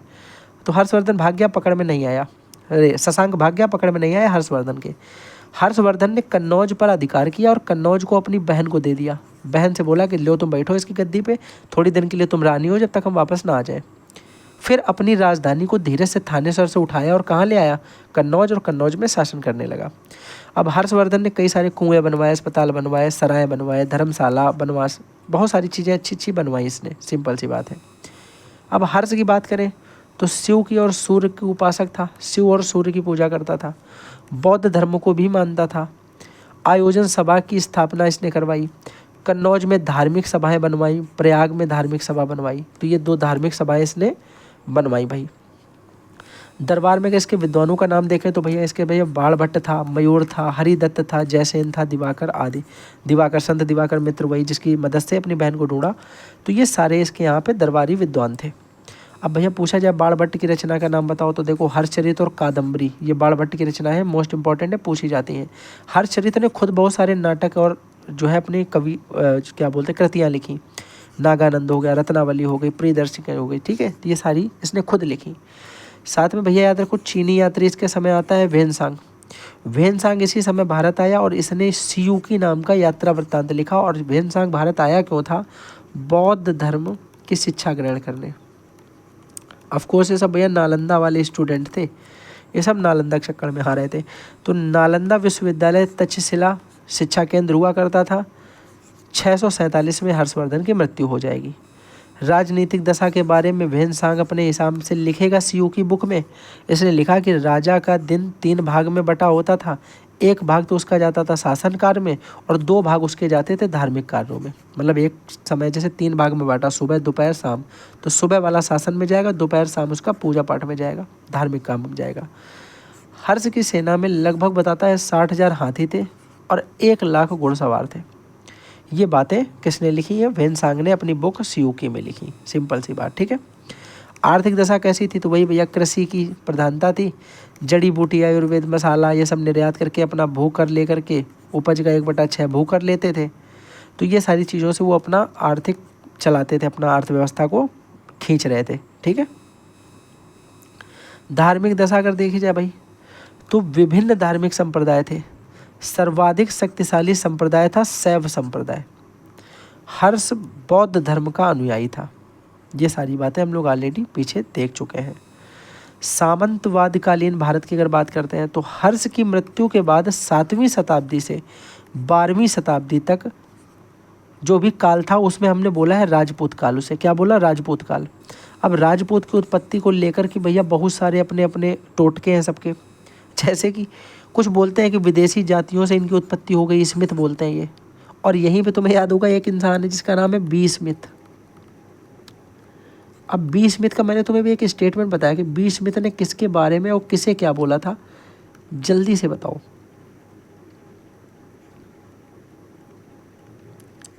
कमेंट में बताओ कि बी स्मिथ ने, चलो हिंट भी दे देता हूँ, समुद्रगुप्त को क्या कहा। इससे ज़्यादा भाई नहीं हिंट दे पाऊंगा, तो पूरा आंसर ही बता दिया यार मैंने। बी स्मिथ ने समुद्रगुप्त को क्या कहा? आंसर बताना जल्दी से। अब ध्यान से सुनना। प्रमुख राजवंश की, अब देखो और भी सुन लो, पहले इसमें आगे भैया बात करते हैं थोड़ी सी। चंद्रबरदाई जो कि पृथ्वीराज के साथ में रहते थे भैया, इन्होंने लिखा कि अग्निकुंड से राजपूतों की उत्पत्ति हो गई। प्राचीन क्षत्रियों से उत्पन्न हुए, ये बात गौरी शंकर ओझा बोल रहे हैं। गौरी शंकर ओझा जी क्या बोलते हैं? ये बोलते हैं प्राचीन क्षत्रियों से उत्पन्न होते हैं ये, और विदेशी जातियों से उत्पन्न हुए, ये स्मिथ ने बोला। अग्निकुंड से प्रकट हुए, ये चंद्रबरदाई ने बोला, जो कि पृथ्वीराज के साथ में रहते, पृथ्वीराज रासों के लेखक भी हैं ये चंद्रबरदाई, ठीक है। ब्राह्मणों से इनकी उत्पत्ति हुई है, गोपीनाथ शर्मा भंडाकर बोल रहे हैं कि जो राजपूत है इनकी उत्पत्ति ब्राह्मणों से हुई।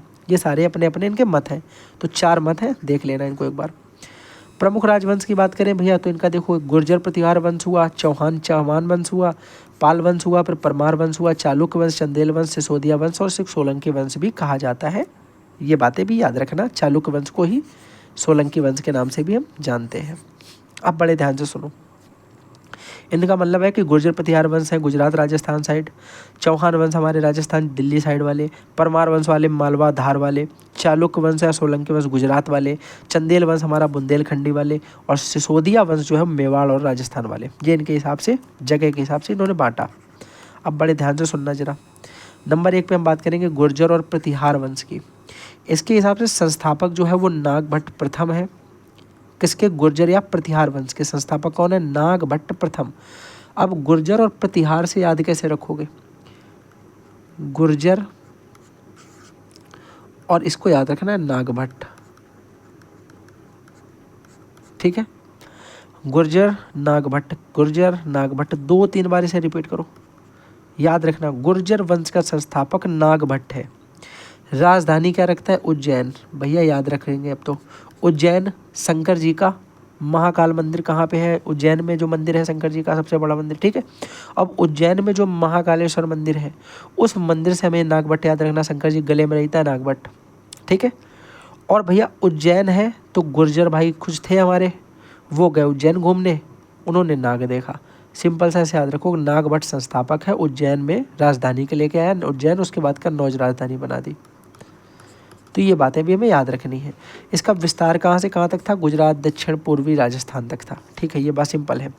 नागभट्ट प्रथम ने अरबों के आक्रमण को असफल किया, ये भी इंपॉर्टेंट बात है। इस वंश का चौथा शासक था वत्सराज।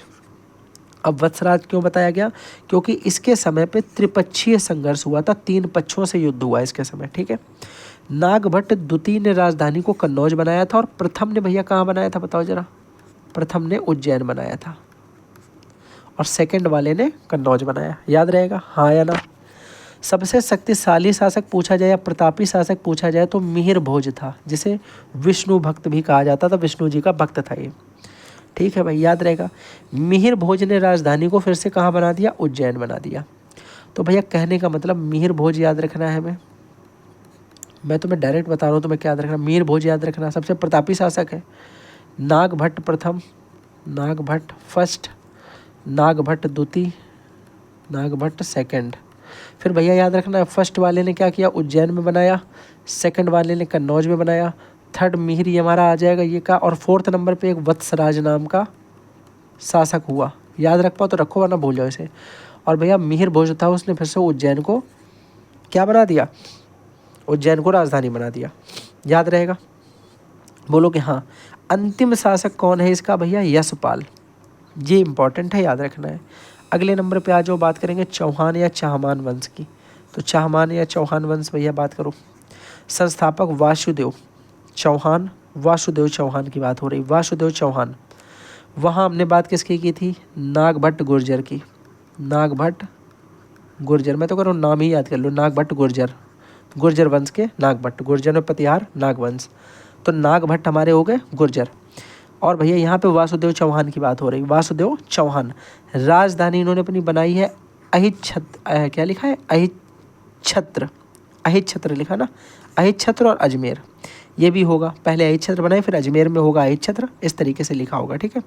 शक्तिशाली राजा इनके समय का विग्रहराज फोर्थ था, विग्रहराज फोर्थ। भैया बताओ जरा, जो हमारा इससे पहले हमने पढ़ा गुर्जर वंश, इसमें जो शक्तिशाली शासक या प्रतापी शासक जो था उस समय का, उसका नाम जल्दी से बता दो। प्रतापी शासक कौन था? भैया बोलोगे प्रतापी शासक का नाम है मिहिर भोज, जल्दी से याद करो, मिहिर भोज है कि नहीं, हाँ या ना? ठीक है भैया, याद हो गया।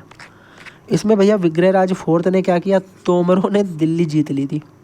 विग्रहराज फोर्थ ने तोमरों से क्या करा था? दिल्ली को जीत लिया था।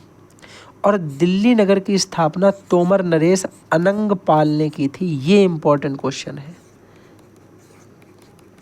जिस तरीके से तुम्हें याद रखना, दिल्ली नगर की स्थापना तोमर नरेश अनंगपाल ने की थी, इसी प्रकार जब तुम्हें पढ़ाएंगे हम सिकंदर लोधी, किसके बारे में? सिकंदर लोधी। तो सिकंदर लोधी भैया क्या करता है? स्थापना करता है आगरा की, तो आगरा शहर का संस्थापक सिकंदर लोधी है। अभी हम लोग लोधी वंश जब पढ़ेंगे तब उसमें इस चीज़ को मैंने लिखा है, पढ़ेंगे। तो ये भैया हम लोग बात कर रहे हैं वही 11वीं सदी की, किसकी बात कर रहे हैं? 11वीं सदी की बात कर रहे हैं। चलो आगे आ जाओ। विग्रहराज फोर्थ के राजकवि की अगर बात करते हैं तो सोमदेव थे, उन्होंने हरिकेल नामक नाटक लिखा था। हरिकेल नामक जो है नाटक इसने लिखा है सोमदेव ने। सोमदेव कौन है? विग्रहराज फोर्थ के राजकवि हैं। पृथ्वीराज तृतीय की बात करें तो ये भी राजकवि इनके चंद्रबरदाई हैं। पृथ्वीराज रासो की इन्होंने रचना की है और यही चंद्रबरदाई है जिनका कहना है कि अग्निकुंड से कौन उत्पन्न हुआ है? अग्निकुंड से कौन उत्पन्न हुआ है? क्षत्रिय, मतलब जो राजपूत हैं, वो कहाँ से उत्पन्न हुए? अग्निकुंड से उत्पन्न हुए। ये बात याद रखना, बात आ गई समझ में? चलो भाई आगे देखो जरा। यहाँ पे बात अगर हम करें पृथ्वीराज की, तो पृथ्वीराज ने भैया रणथंभौर के जो जैन मंदिर है उसके ऊपर का जो मेरे भाई शिखर है वो किसने बनवाया है? पृथ्वीराज ने बनवाया है। रणथंभौर के जैन मंदिरों के ऊपर का शिखर। पृथ्वीराज के साथ तराइन में युद्ध होते हैं। एक तो 1191 में मेरे भाई फर्स्ट वाला होता है, 1192 में सेकंड वाला होता है। फर्स्ट वाला जब होता है तो ये होता है मोहम्मद गौरी और पृथ्वीराज के साथ में। तो भैया पहले वाले में पृथ्वीराज जीत जाते हैं, ये इनको छोड़ देते हैं कि चलो छोड़ो भाई, सिंपल आदमी है। फिर मोहम्मद गौरी दोबारा में जीत जाता है पृथ्वीराज से और ये इनको चटका देता है। ठीक है, सिंपल सी बात जो है। तो मोहम्मद गौरी ने भैया इनको निपटा दिया, पहले वाले में इन्होंने उसे छोड़ दिया। अब बात करते हैं चौहान वंश में कास्ट शासक की बात। अब भैया अगर हम बात करते हैं यहाँ पे पाल वंश की, किसकी बात करते हैं? पाल वंश की। पाल वंश का संस्थापक गोपाल है। कौन है? गोपाल है। भैया याद रखने की कोशिश करेंगे क्या? नागभट्ट गुर्जर। दूसरा नाम भैया क्या लिखा था? बंद हो जा। दूसरा नाम हमने लिखा है वासुदेव चौहान। तीसरा नाम क्या लिख रहे हैं भैया? गोपाल। गोपाल में देखो पाल भी आ रहा तो ये गोपाल पाल वंश का संस्थापक हो गया। ठीक है, पहले में प्रतापी शासक मिहिर भोज। बताओ जरा इसमें चौहान वंश का प्रतापी शासक कौन सा था? जल्दी से बताओ। विग्रह फोर्थ किस में था? चलो अब यहाँ पे हम लोग बात करते हैं आगे। प्रतापी शासक इसके धर्मपाल हैं। कौन है? धर्मपाल। गोपाल वाले में धर्मपाल जो है प्रतापी शासक है। राजधानी भैया ये किसको बनाएंगे? मुंगेर को। मुंगेर को अपनी राजधानी बना रहे हैं। किसको बना रहे हैं? मुंगेर को राजधानी बना रहे हैं। विस्तार इनका बंगाल तक है। अंतिम शासक इनके रामपाल हैं। देखो रामपाल फनी नाम लगेगा तुम्हें, क्योंकि रामपाल या राजपाल जो है यादव जी वो बहुत फनी इंसान है, तो रामपाल इसे याद रखना। अब देखो इसमें भी इन्होंने कुछ किया। कन्नौज में प्रभुत्व का संघर्ष धर्मपाल ने प्रारंभ किया था और प्रतिहार शासक जो वत्सराज था, जो कि फोर्थ शासक था, याद करो फोर्थ शासक वत्सराज, मैंने बताया था अभी वत्सराज फोर्थ था। प्रथम कौन था भैया? नागभट्ट फर्स्ट, फिर नागभट्ट सेकंड, फिर थर्ड था हमारा कौन सा? वत्सराज, और फिर शायद फोर्थ था मेरा वत्सराज। तो थर्ड भैया हो सकता है कि मिहिर भोज हो सकता है ना? हो नहीं सकता है क्या? हो सकता है भाई, बिल्कुल हो सकता है। किसने मना किया? होने को तो कुछ भी हो सकता है। अब भैया इसने धर्मपाल को क्या किया? पराजित करके कन्नौज पर आधिपत्य बना लिया। किसने? वत्सराज ने। किसे हरा दिया? धर्मपाल को। और कन्नौज पे क्या बनाया? आधिपत्य बना लिया। अगले नंबर पे आ जाओ परमार वंश में। परमार वंश में मेरे भाई देखो संस्थापक कौन है? कृष्णराज या उपेंद्र राज बोलो। ठीक है, प्रारंभिक राजधानी उज्जैन, वही सेम हमारा प्रतिहार वंश की तरह उज्जैन। उसके बाद उज्जैन से कहाँ गई? कन्नौज, और फिर कहाँ गई? उज्जैन। वही वाला सिस्टम यहाँ पे है। अच्छा बताओ अपनी राजधानी को मुंगेर किसने बनाया था? किसने राजधानी को मुंगेर बनाया? आगे सुनना। राजधानी के बाद मेरे भाई बाद में राजधानी धारा नगरी बनी थी, जो भोज के समय बनी थी। राजा भोज, नाम सुना है ना? राजा भोज जो शक्तिशाली शासक है परमार वंश का। भोज के कार्य सुनो तो भैया भोजपुर नगर की स्थापना कर दी। भोपाल में दक्षिण में एक भोजपुर झील बना दी, अपने नाम से ही सब करवा रहा है भाई ये। संस्कृत विद्यालय बनवाया, सरस्वती मंदिर का निर्माण कराया, धारा नगरी को विद्या और विद्वानों का प्रमुख केंद्र बनवाया, और इसी धारा नगरी को इसने फिर राजधानी भी बना दिया। ये इंपॉर्टेंट बात थी। इसे भैया कविराज की उपाधि दी गई। सेम कविराज की उपाधि याद करो समुद्रगुप्त को भी मिलती है मेरे भाई। जल्दी से बोल दो एक बार, हाँ या ना? जल्दी से बोलेंगे हाँ या ना। और किसे दी गई ये उपाधि कमेंट बॉक्स में बताओ। अब तो तुम्हें बता ही दिया समुद्रगुप्त को, वरना तुम बताते भाई। चलो चालुक्य या सोलंकी वंश की बात करते हैं। चालुक्य और सोलंकी वंश। संस्थापक का नाम है मूलराज फर्स्ट। राजधानी बताते हैं अनहिलवाड़। अनहिलवाड़ राजधानी है चालुक्य या सोलंकी वंश की। भीम फर्स्ट जो है, जब सोमनाथ पर गजनवी ने आक्रमण किया था ना, कब किया था आक्रमण? जल्दी से बताओ। जो है 1025 आई थिंक 17 बार आक्रमण किया। 17वां आक्रमण था या 10 समथिंग था ना, ये 1025 में किया था। सोमनाथ पर लूट करके ले गया था, धन वन बहुत सारा, मूर्तियाँ तोड़ गया था। ये सारी चीज़ें हम लोग अभी आगे पढ़ेंगे, होगा शायद गजनवी है उसमें। उसके बाद भैया अगर हम बात करें तो भीम फर्स्ट उस समय शासक था जब सोमनाथ मंदिर पर गजनवी ने आक्रमण किया 1025 में। सामंत विमल ने माउंट आबू जो है उस पर दिलवाड़ा जैन मंदिर का निर्माण कराया है। ये इम्पॉर्टेंट है। भीम फर्स्ट के समय ही सामंत विमल जो है उन्होंने माउंट आबू पर दिलवाड़ा जैन मंदिर का निर्माण कराया। इंपॉर्टेंट क्वेश्चन मेरे भाई। भीम सेकंड के समय क्या क्या हुआ? 1178 में मोहम्मद गौरी भारत आया। किसके समय? भीम सेकंड के समय। भीम फर्स्ट के समय कौन आया था? महमूद गजनवी, सोमनाथ पर आक्रमण किया। प्रमुख शासक की बात करें तो जयसिंह सिद्धराज। जैन मंदिर इन्हीं के समय मेरे भाई बनता है, हेमचंद थे। ठीक है, तो ये सारी बातें भी हमें याद रखना। जैन विद्वान है ये हेमचंद, इनके टाइम पे। तो जयसिंह सिद्धराज जो है इनके समय पे जैन विद्वान कौन थे? याद रखना, जैन विद्वान कौन थे? उनका नाम है हेमचंद। पूछा जाए तो बता देना। हेमचंद जैन विद्वान किसके समय थे? प्रमुख शासक जयसिंह सिद्धराज के समय। जैन सिद्ध जैन विद्वान हेमचंद थे। ठीक है, इनके समय भैया मोढेरा का सूर्य मंदिर बना। मोढेरा मतलब गुजरात। और रुद्र महाकाल मंदिर भी इन्हीं के समय बना। इंपॉर्टेंट। अब आ जाओ चंदेल वंश पे। चंदेल वंश का संस्थापक मेरे भाई नन्नुक था। नाम ही इसका फनी है, नन्नुक। ठीक है, राजधानी खजुराहो को बनाया। ठीक है, प्रतापी राजा इनके समय पे यशोवर्धन है, यशोवर्मन। और बात करो अगर, ये खजुराहो है। ठीक है, खजुराहो नहीं है।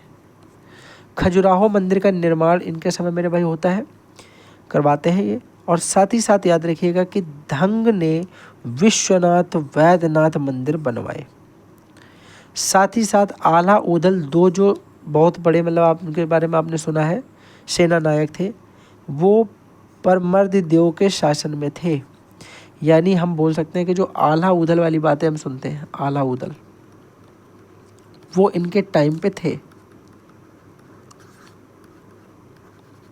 आला उदल आप लोगों ने आई थिंक सुना भी होगा। आला होता है एक, आलखंड होता है, बुंदेलखंडी है। ठीक है, तभी देखो बुंदेलखंडी है। चंदेल वंश आपका बुंदेलखंड साइड ही रहता है। आगे भैया अगर हम बात करें चंदेल शासक विद्याधर की बात करें तो इन्होंने प्रतिहार शासक राज्यपाल की हत्या करी, क्योंकि इनने जो है गजनी के सामने आत्मसमर्पण किया था। ठीक है, इसने गजनी के सामने आत्मसमर्पण किया तो इसने क्या कर दिया? राज्यपाल की हत्या कर दी। चंदेल शासक विद्याधर ने प्रतिहार शासक राज्यपाल की हत्या कर दी, क्योंकि उसने क्या किया? गजनी के सामने आत्मसमर्पण किया था। उसने कहा ऐसा कैसे तुमने नाक कटवा दी भाई पूरे के पूरे राजपूताना रेजिमेंट की। आगे देखो भैया गहड़वाल वंश आया। संस्थापक चंद्रदेव गहड़वाल जी होंगे। राजधानी वाराणसी बनाया गया इन्हें। प्रतापी शासक यहाँ पे गोविंद चंद्र मिलेगा। अंतिम शासक जयचंद्र मिलेगा। तो हो सकता है कुछ चीज़ें ऐसी भी हैं जो आपसे नहीं पूछी जाएंगी, ना पूछी गई अभी तक, तो वो हमने सारी चीज़ें ली तो उसमें वो चीज़ें भी हैं। सिसोदिया वंश वाले मस्त है। अच्छा, इनका क्या होता था? ये स्वयं को सूर्यवंशी कहते थे कि इनका कहना है कि मैं सूर्य का ही वंश हूँ। ठीक है, सूर्यवंशी है ये। मेवाड़ प्रशासन इन लोगों ने किया। विजय स्तंभ का निर्माण राजा कुंभा ने चित्तौड़ में कराया था। और भैया बताओ जरा, लौह स्तंभ का निर्माण किसने करवाया था? कौन सा वाला? महरौली वाला, जो कि दिल्ली में था। जल्दी बताओ किसने करवाया कमेंट बॉक्स में भाई, ये सब चीज़ें आंसर देनी है तुम्हें। राजपूतकालीन संस्कृति की बात करें तो सामाजिक स्थिति कैसी थी भैया? वही वर्ण व्यवस्था, चारों ब्राह्मण शूद्र वैश्य वाली। साथ ही साथ नवीन उपजातियों का प्रादुर्भाव हुआ, नई उपजातियां भी कुछ बनी। इस काल में लोगों के व्यवसाय के नाम पर उनकी जाति रख दी गई। जाति का नाम उनके व्यवसाय के हिसाब से पड़ गया। जैसे कोई भैया कपड़े धोता है तो धोबी हो गया। इस टाइप के जो नाम रखे गए वो इनके समय, जैसे सोने का काम करने वाले को स्वर्णकार बोल दिया, तो ये देखो उनके काम के हिसाब से उनका नाम पड़ गया। मतलब सुनार टाइप के लोग जो हैं, सुनार वगैरह, वो इसी से उत्पन्न हो गए यहाँ से। साथ ही साथ भैया बात करें तो राजपूत काल में बहुविवाह की प्रथा थी, मतलब बहुत सारे विवाह हो जाते थे। इस युग में बाल विवाह का भी प्रचलन था, बच्चों में विवाह हो जाते थे। ये 18+ वाला कोई रूल नहीं था। समाज में जौहर प्रथा थी, जिसे सती प्रथा या जौहर प्रथा दोनों बोला जाएगा। जौहर प्रथा मतलब होता है कि आग में औरतें जो है वो जौहर करती थी, कूद जाती थी जलती आग में। ठीक है, अपने आप को समर्पित कर देना वाली बात होती है। ये सारी चीज़ें उसमें प्रचलित थी। शासन व्यवस्था की अगर बात करेंगे तो भैया यहाँ पे याद रखना कि राजा की स्थिति जो थी वो सर्वोपरि, न्याय तथा सेना का वह सर्वोच्च अधिकारी माना जाता था। आर्थिक जीवन की बात करें तो राजपूत काल में कृषि जनता की जीविका का मुख्य साधन था और कृषि के साथ व्यापार व्यवसाय उन्नति पर था। इस युग, बस यहाँ पे इस युग हटा दो, सिंपल सा है। राजपूत काल में कृषि जनता के लिए जीविका मानी जाएगी, मुख्य साधन कृषि है, और साथ ही साथ व्यापार भी व्यवसाय की उन्नति का काम करता था, साथ ही साथ व्यवसाय भी उसका एक साधन था, जिसमें कृषि वाली चीज़ों को बेचते होंगे, व्यवसाय करते होंगे। शिक्षक और साहित्य की बात करें तो शिक्षा का खूब प्रचार था, बहुत प्रचार होता था शिक्षा का। उसके बाद राजपूत राजा शिक्षा संस्थाओं में खूब दान देते थे। नालंदा हो गया, विक्रमशिला हो गया, काशी, उज्जैन, कांची, इस समय के शिक्षा माध्यम केंद्र थे ये सारे।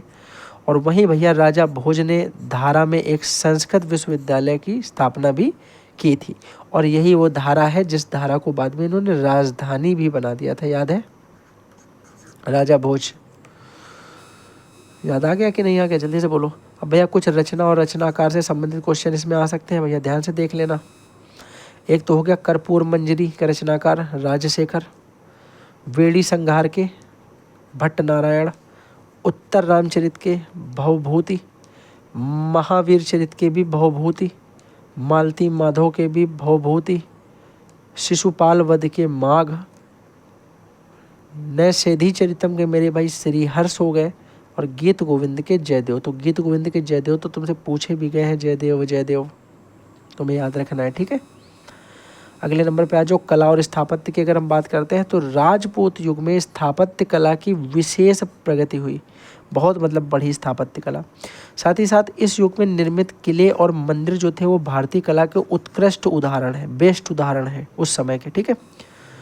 चित्तौड़, ग्वालियर, मांडू, आपका ये राजस्थान में पड़ेगा, वहाँ सॉरी जम्मू में पड़ेगा, और कालिंजर, रणथंबोर, जोधपुर, ये सारे किलों में मंदिर को, ये जो दिलवाड़ा का जैन मंदिर हो गया, गिरनार मंदिर हो गया, उसके बाद जगन्नाथ मंदिर हो गया, एलोरा के कैलाश मंदिर हो गया, मामल्लपुरम का जो रथ मंदिर हो गया, ये सारे के सारे जो मंदिर अंदर बताए जा रहे हैं आपको, ये उस समय के सर्वोत्कृष्ट उत्कृष्ट क्वालिटी के बेस्ट मेरे भाई मंदिर है, ठीक है। इनमें बेस्ट हमें कला का जो है वो मिलता है, साक्ष्य मिलता है।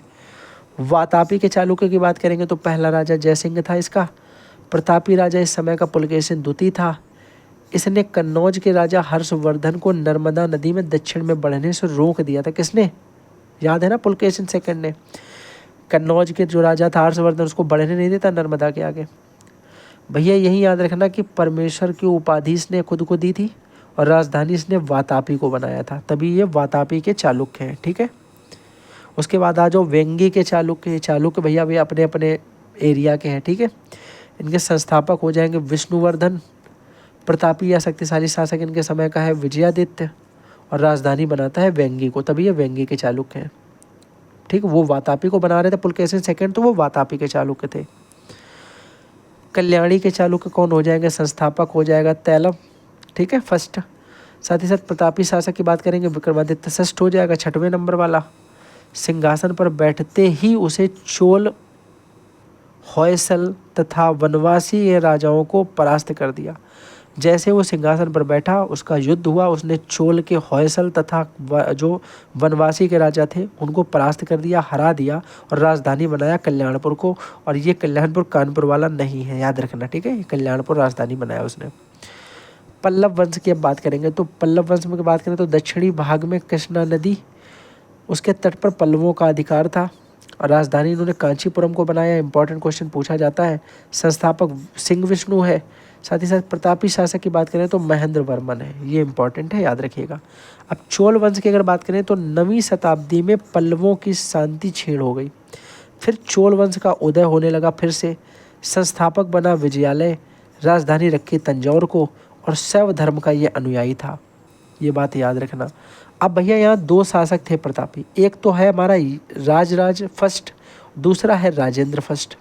अब इसमें बोला जाता है, सही कितना है भगवान जाने, राजराज फर्स्ट जो है वो अरब सागर में भारतीय नौसेना में सर्वोच्चता इसने हासिल की थी, मतलब बेस्ट स्किल्ड हो गया था ये। और वहीं राजराजेश्वर जो है उन्होंने मंदिर बनवाया, इसने अपना राजराज फर्स्ट ने एक राजराजेश्वर मंदिर भी बनवाया, ठीक है भैया, यहाँ तक की बात समझ में आ गई।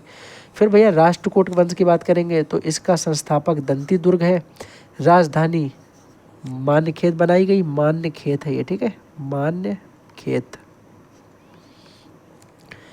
एलोरा की जो प्रसिद्ध कैलाश मंदिर है उसका निर्माण कृष्ण प्रथम ने करवाया था, जो कि राष्ट्रकूट वंश का ही शासक है, याद रखिएगा। फिर भैया बात करो अगर मत विलास प्रहसन बुक, इसके राइटर कौन है? महेंद्र वर्मन है, जो पल्लव वंश के हैं। पल्लव कालीन क्वेश्चन पूछा जाता है कि जो महेंद्र शैली है वो किसने बनाई? महेंद्र देव वर्मन ने।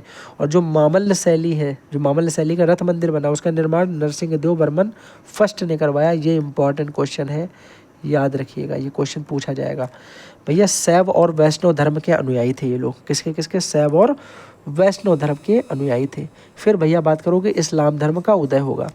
हजरत मोहम्मद साहब 570 ईसा पूर्व मक्का में इनका जो है जन्म होता है। 40 वर्ष की उम्र में ज्ञान प्राप्ति के लिए बैठ जाते हैं हीरा नामक गुफा में, उसी के अंदर बैठे रहते हैं।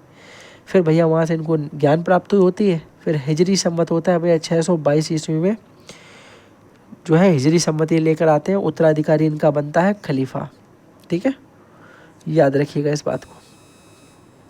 712 में मोहम्मद बिन कासिम जो था, इसने एक राजा था जिसका नाम था दाहिर, हिंदू राजा, ठीक है, इस पर आक्रमण किया और सिंध जीत लिया। अब ये आक्रमण कर रहा है कौन? इस्लामिक कैसे आया धीरे धीरे ये बता रहा हूँ मैं तुम्हें, ठीक है। भारत पर पहला तुर्क आक्रमण पूछा जाए तो याद रखना ये किया सुबुक्तगीन ने। ये पंजाब के विरुद्ध किया जहाँ का शासक जयपाल था। किस पे किया? जयपाल के खिलाफ सुबुक्तगीन ने। पहला तुर्क आक्रमण था ये, पहला तुर्क आक्रमण था। फिर भैया महमूद गजनवी भारत पर आक्रमण करेगा। सुबुक्तगीन का पुत्र है ये, इसका पिता था सुबुक्तगीन जिसने पहला आक्रमण किया था तुर्क वाला, ये उसका पुत्र है। ये आक्रमण करेगा, उपाधि लेता है ये यदीन उद्दौला की या यमीन उद मिल्ला की, यामीन उद्दौला या फिर यमीन उल मिल्ला, ठीक है, मिल्लाह, इतना यार अजीब नाम होता है इन लोगों का भाई, ये है, ठीक है, यमीन उल मिल्लाह या फिर यमीन उद्दौला, ये उसने उपाधि ली थी, मतलब ये उनका सरनेम ले लेते थे। 17 बार भाई इसने भारत पर आक्रमण किया। फाइनली फिर इसने 1025 ईस्वी में, जो कि हम लोग ऑलरेडी पढ़ चुके हैं, सोमनाथ मंदिर पर आक्रमण किया। इस समय भैया बताओ जरा कौन सा था शासक? कमेंट बॉक्स में जल्दी से बताओ कौन सा शासक था? भीम फर्स्ट या सेकंड? जल्दी से बोलो। फिर भैया इसके समय अलबरूनी, फिरदौसी, उतबी, ये गजनवी के साथ ही सब आए थे। 11वीं सदी में अलबरूनी ने गजनवी के साथ में भारत आया और अलबरूनी की यहाँ पे रचनाएं पूछी जाती हैं तो किताबुल हिंद या तहकीके हिंद, याद रखना मेरे भाई ये भी, ठीक है, पूछा जाता है अलग से। गजनवी के अधीन गौर प्रदेश एक था जहाँ का शासक था शहाबुद्दीन मोहम्मद गौरी। यही मोहम्मद गौरी है जिसने 1175 में मुल्तान को जीत लिया। उसके बाद 1191 में प्रथम तराइन का युद्ध हुआ जब गौरी हार गया था और जीता भैया कौन था? जीता था पृथ्वीराज, पृथ्वीराज जीते। लेकिन फिर भैया इन्होंने छोड़ दिया, दूसरा वाला हुआ, उस वाले में भैया पृथ्वीराज हार गए और गौरी जीत गया। फिर भैया गौरी ने चंदावर का युद्ध किया और चंदावर में एक मेवाड़ के राजा है जयचंद, जयचंद को भैया हरा दिया गौरी ने और गौरी क्या किया? फाइट को जीत गया। तो ये बात भी तुम्हें याद रखनी, सिंपल सिंपल सी पूछी जा सकती हैं। कन्नौज विजय के बाद गौरी ने सिक्के की एक तरफ लक्ष्मी देवी का और दूसरी तरफ कलमा लिखवाया अरबी में। इसने एक सिक्का ऐसा छपवाया, उसमें एक तरफ तो लक्ष्मी छपवाई, लक्ष्मी जी, ठीक है, जो देवी है लक्ष्मी जी, और दूसरे साइड इसने अरबी भाषा में कलमा छपवाया, कलमा लिखवाया, ठीक है, ये इसने करवाया। फिर भैया सल्तनत कालीन भारत आता है जिसमें हम पढ़ते हैं कि भैया गुलाम वंश, फिर खिलजी वंश, फिर तुगलक वंश, फिर सैयद वंश, फिर लोधी वंश। पहले नंबर पर गुलाम वंश की बात करेंगे तो 1206 से लेकर के 1290 के बीच में इसे इलबरी वंश, गुलाम वंश, ममलूक वंश या दास वंश कुछ भी बोला जा सकता है, सारे नाम इसी के हैं। कुतुबुद्दीन ऐबक नाम का एक व्यक्ति है। देखा जाए तो कुतुबुद्दीन ऐबक को एक जो है इसने गौरी ने खरीदा था। पहले दास खरीद लिए जाते थे, अपने जो गुलाम होते थे वो खरीदे जाते थे, तो ये मोहम्मद गौरी का गुलाम ही है। इसको वो इस शासन दे के जाता है तो ये गुलाम वंश की स्थापना करता है। कुतुबुद्दीन ऐबक का भाई भवन निर्माण का इसका एक शौक था, ये भवन बनाता रहता था, इसको घर वर बनवाने का बड़ा शौक था, ये इसका भवन निर्माण इसका शौक था, ठीक है। राजधानी बनाता है लाहौर को। मरने के बाद ये लाहौर में ही दफनाया जाएगा, लाहौर में ही दफनाया जाएगा। भैया इसको लाख बख्श की उपाधि दी गई, लाख बख्श के नाम से भी जाना गया। भवन निर्माण इसका शौक है। दिल्ली में कुव्वतुल इस्लाम मस्जिद बनवाता है, अजमेर में 2.5 दिन का झोपड़ा बनवाता है, कुतुब मीनार जो है दिल्ली में बनवाता है बख्तियार काकी की याद में, चौगान खेलते समय घोड़े से गिर के मर गया, इतना फ़नी इंसान है भाई, फिर लाहौर में दफना दिया गया। इनके साथ ये हुआ, चौगान खेल रहे थे, चौगान होता है पोलो टाइप का शायद, वो खेलते खेलते घोड़े से गिरे और निपट गए। फिर इसके बाद आराम सा इनका लड़का गद्दी पे बैठा, बिल्कुल भाई बेकार एकदम निहायती बेवकूफ़ टाइप का शासक, चल ही नहीं पाया। जब ये नहीं चला, बिल्कुल वही इस बात है भाई कि देखो पहले चंद्रगुप्त मौर्य चला, फिर बिंदुसार चला, बिंदुसार के बाद हमारे थोड़ा बहुत भैया अशोक ने अच्छा खासा फिर काम किया, अशोक के बाद कुणाल आए, चल ही नहीं पाए, दशरथ आए, चल ही नहीं पाए, डैश बृहद्रथ आए, चल ही नहीं पाए, क्योंकि ये सब अयोग्य शासक थे, इनके अंदर योग्यता नहीं थी मेरे भाई। यवन का आक्रमण हुआ, सब बर्बाद हो गए, तो इस तरीके इनका पतन हो गया था, याद है ना, मौर्य काल में पढ़ाया अभी मैंने। अब भैया इल्तुतमिश जब गद्दी पर बैठा, इल्तुतमिश क्या था, इन्हीं का जो है सैनिक था एक, तो वो इन्हीं के यहाँ से इल्तुतमिश बैठा गद्दी पे 1210 से 1236 में। अब भैया इसने क्या किया, सुल्तान की उपाधि धारण की। अब याद रखना कि कुतुबुद्दीन ऐबक ने सुल्तान की उपाधि धारण नहीं की थी, सुल्तान की उपाधि नहीं धारण की थी, ऐसे ही गद्दी पे बैठा था। सुल्तान की उपाधि किसने धारण की है, इल्तुतमिश ने। राजधानी इसने लाहौर से उठा करके दिल्ली बनाई। लाहौर किसने बनाई थी, जल्दी से बताओ एक बार, लाहौर किसने बनाई थी, कुतुबुद्दीन ऐबक ने। इक्ता प्रथा इसने शुरुआत की। 40 सरदारों का इसने एक दल बनाया जिसको बोला जाता था तुर्कान चहलगामी। कुतुब मीनार पूरा नहीं हो पाया था, उसको पूरा न करवाया इसने, आधे पे वो मर गया चौगान खेलते खेलते गिर के, आधा इसने बनवाया। चांदी का एक सिक्का इसने चलाया जिसको टंका कहा जाता था, तांबे का एक सिक्का चलाया जिसको जीतल कहा जाता था, ये सिक्के इसने चलाए। रुकनुद्दीन फिरोज की अगर हम बात करें, ये बैठा भैया, ये भी नहीं चले, ये भी यहीं से कूड़ा थे। फिर भैया फाइनली इसकी लड़की जो थी इल्तुतमिश की, जिसका नाम रजिया सुल्तान था, ये बैठी 1236 से 1240 के बीच में। ये पहली मुस्लिम महिला शासिका थी जो गद्दी पे बैठी। भटिंडा का एक राजा था जिसका नाम था अल्तुनिया, अल्तुनिया से ये शादी कर लेती है रजिया सुल्तान। अब ये अल्तुनिया के साथ मिल करके बस यही है, राज कब्जियाने के चक्कर में होगी, तो 1240 में विद्रोही होते हैं कुछ जो अल्तुनिया को भी मार देते हैं और रजिया को भी मार देते हैं, इन दोनों का भाई ख़त्म कर देते हैं काम, इन दोनों को ही क्या किया, निपटा दिया। अब फिर बैठा कौन, बहराम शाह बैठा, ये भी एकदम निहायती मूर्ख टाइप के शासक थे। इसके बाद आया भैया बलबन, ये बलबन बैठा आके, इसका वास्तविक नाम था बहाउद्दीन बलबन, लेकिन जब ये गद्दी पे बैठा था तो ये इस नाम से नहीं बैठा था, ठीक है, ये गयासुद्दीन बलबन के नाम पे गद्दी पे बैठा था। नौरोज त्यौहार होता है एक पारसी लोगों का, वो इसने शुरू किया था। उलूग खां की उपाधि इसको दी गई। इसको उलूग खां की उपाधि दी किसने थी, ये कभी पूछा जाए, याद रखना, नसरुद्दीन ने दी थी, नसरुद्दीन ने इसको उलूग खां की उपाधि दी थी। देवदत्त का समर्थक था भाई, ये सिद्धांत था एक देवदत्त समर्थक, ठीक है। देवदत्त का मतलब होता है कि स्वयं को ये जिल्ले अल्लाह मानता था, जिल्ले अल्लाह ये स्वयं को मानता था, ये देवदत्त सिद्धांत का समर्थक था। दरबार में ये सिजदा और पैबोस प्रथा इसने शुरू कर दी। दीवाने अर्ज नाम का एक सैन्य विभाग बनाया। अमीर खुसरो और अमीर हसन इसके दरबार में कवि थे अच्छे वाले, ठीक है। फिर भैया धीरे से खिलजी वंश आएगा। खिलजी वंश की बात करोगे तो 1290 से 96 6 वर्ष की बात यहाँ होगी, जिसमें जलालुद्दीन फिरोज खिलजी नाम का संस्थापक है इस वंश का, और किलोखरी राजधानी बनाता है। राजधानी क्या बनाता है, किलोखरी। 1296 में इसकी हत्या करके अलाउद्दीन खिलजी, अलाउद्दीन देखा जाए तो इसका वो है, ये क्या बोलते, भतीजा, ठीक है, अगर मैं गलत नहीं हूँ तो अलाउद्दीन जो था वो जलालुद्दीन का भतीजा था, ये चाचा होता है शायद इसका, तो ये इसकी हत्या कर देता है। अब ये इसकी हत्या करके गद्दी पे खुद ही बैठ जाएगा। अलाउद्दीन मेरे भाई क्या करेगा, अलाउद्दीन खिलजी का टाइम पीरियड एक अच्छा खासा रहेगा, ठीक है। यहाँ पे 96 से 16, मतलब यहाँ पे 1296 से 1316 तक ये गद्दी पर बैठेगा। अब ये क्या करता था, इसने एक काम किया, इसने कहा कि जो लूट के धन लाओगे उसको खम्स बोला जाता था। ये कहता खम्स जो लेके आओगे, पहले कोई लूट के लाता था तो राजा अगर 4 हिस्से होते तो 4 में 1 हिस्सा राजा लेता था। अब इसने कहा भाई इसका उल्टा करो, 1 हिस्सा तुम ले जाओ, 3 हिस्से हमको दे जाओ, मतलब 3/4 कर दिया खम्स, कि सुल्तान का हिस्सा होगा 3/4। 400 रुपये लूट के लाओगे, 300 दे के चले जाओ, 100 रखो जाके, ये वाला सिस्टम किया भाई। दान, उपहार, पेंशन जो भी दी जाती थी, जो भी भूमि दी गई थी लोगों को दान के रूप में, उपहार के रूप में, पेंशन के रूप में, तो जो ज़मीन इसको किसी को दी गई थी वो ज़मीन इसने सबसे वापस ले ली। इसने कहा कि छोड़ो, ये पूरी की पूरी भूमि हो गई खालसा भूमि, और खालसा भूमि करके इसने घोषित कर दिया सबको। अब भैया आगे क्या हुआ, इसने फिर एक गुप्तचर विभाग की स्थापना की, जो कि भैया मौर्य काल में था। तुम्हें पता चलना चाहिए सब चीज़ें कि मौर्य काल में गुप्तचर विभाग है। ये बातें हमें पता चली किससे, भैया याद करो जल्दी, मैंने तो बताया था चाणक्य की जो बुक है उससे हमें पता चली थी, अर्थशास्त्र से पढ़ाया ना मैंने भी। को गुप्तचर विभाग होता था जो षड्यंत्र पे नियंत्रण रखता था और जानकारी देता था राजा को आकर के। इसने दो नए रंग कर स्टार्ट कर दिए। एक तो चराई कर, कि जो जानवर होते थे दुधारू जानवर उनको चरवाओगे तो उसका भी टैक्स दो। दूसरा गड़ी कर, जो घर या झोपड़ी बना के रह रहे हो उसका भी टैक्स दो।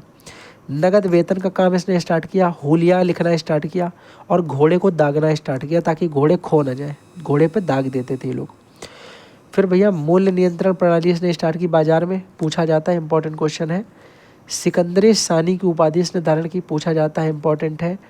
उसके बाद भैया याद रखना खजाइनुल फुतूह अमीर खुसरो की रचना है और पद्मावत मलिक मोहम्मद जैसी की रचना है। ये दोनों इंपॉर्टेंट रचनाएं हैं, पूछी जाएंगी, याद रखना। अब बात करेंगे गयासुद्दीन तुगलक के बारे में, गयासुद्दीन तुगलक के जीटी के बारे में, जीटी एमडी एफएसटी इनके बारे में भी बात करेंगे। इसने भैया 29 बार मंगोलों के संघर्ष किया और हर बार ये सफल हुआ है, ये इंपॉर्टेंट बात है। मलिक उल गाजी की उपाधि इसने धारण की। सिंचाई के लिए इसने नहरों का निर्माण करवाया, तुगलकाबाद नाम का नगर बसाया। खालसा भूमि, जो अभी तुम्हें याद होगा थोड़ी देर पहले मैंने तुम्हें बताया इसके जस्ट ऊपर कि खालसा भूमि को इसने क्या कर दिया था कि जितनी भी लोगों को पेंशन के रूप में भूमि दी गई थी, अलाउद्दीन खिलजी ने क्या किया, सारी की सारी भूमि पेंशन के रूप में दी हो, दान के रूप में दी हो, उपहार के रूप में दी हो, सारी भूमि वापस ले ली। उसको इसने खालसा भूमि घोषित कर दिया। वो पूरी की पूरी खालसा भूमि जब गयासुद्दीन तुगलक आया, इसने भैया वापस से गरीबों में वापस कर दी कि ये भैया अपना अपना ले जाओ जिसका जो भी है। फिर भैया लकड़ी के महल में रहता था, ये लकड़ी के महल इसका टूट गया, ये दब के उसी में मर गया। अच्छा आदमी था लेकिन दब के मरा है, ठीक है कोई बात नहीं है, तो हंसी मजाक की बात है। अब बात करेंगे हम लोग एमबीटी की, ठीक है ना। एमबीटी की बात करो भैया 1325 से 52, ये एक अच्छा टाइम पीरियड रहा है। इसने क्या किया, इसका वास्तविक नाम जूना खां था। इसको पागल भी बोला जाता था, स्वप्नशील भी बोला जाता था, रक्त पिपासु भी बोला जाता था। बड़ा निर्दयी आदमी है। यानी ये क्या करता है, इसमें दोआब का जो क्षेत्र होता है, यानी नदी होती है उनके बीच में जो ऐसे दो सूखे क्षेत्रों के बीच का जो क्षेत्र होता है, ये दोआब नदियों के बीच का ये सूखा क्षेत्र, इसका भी टैक्स लेता था। इसने इसको टैक्स में वृद्धि कर दी। दिल्ली से देवगिरी राजधानी को पहुंचा दिया। राजधानियाँ बड़ा ये लोग बदलते हैं, कोई दिल्ली से देवगिरी ले गया, कोई कन्नौज लाया था, कोई उज्जैन लाया था, फिर कोई उज्जैन से कन्नौज ले गया, फिर कोई वहाँ से उठा करके जो है अलग अलग जगह जहाँ जिसका मन हो रहा वहाँ वहाँ लेके जा रहे हैं, ठीक है। तो ये सारी चीज़ें भी देखनी है। देवगिरी पहले तो राजधानी लेके गया, फिर इसने देवगिरी का नाम बदल के दौलताबाद कर लिया। यानी यहाँ पे पहले तो दिल्ली राजधानी लेके आया, देवगिरी, देवगिरी का नाम दौलताबाद कर दिया।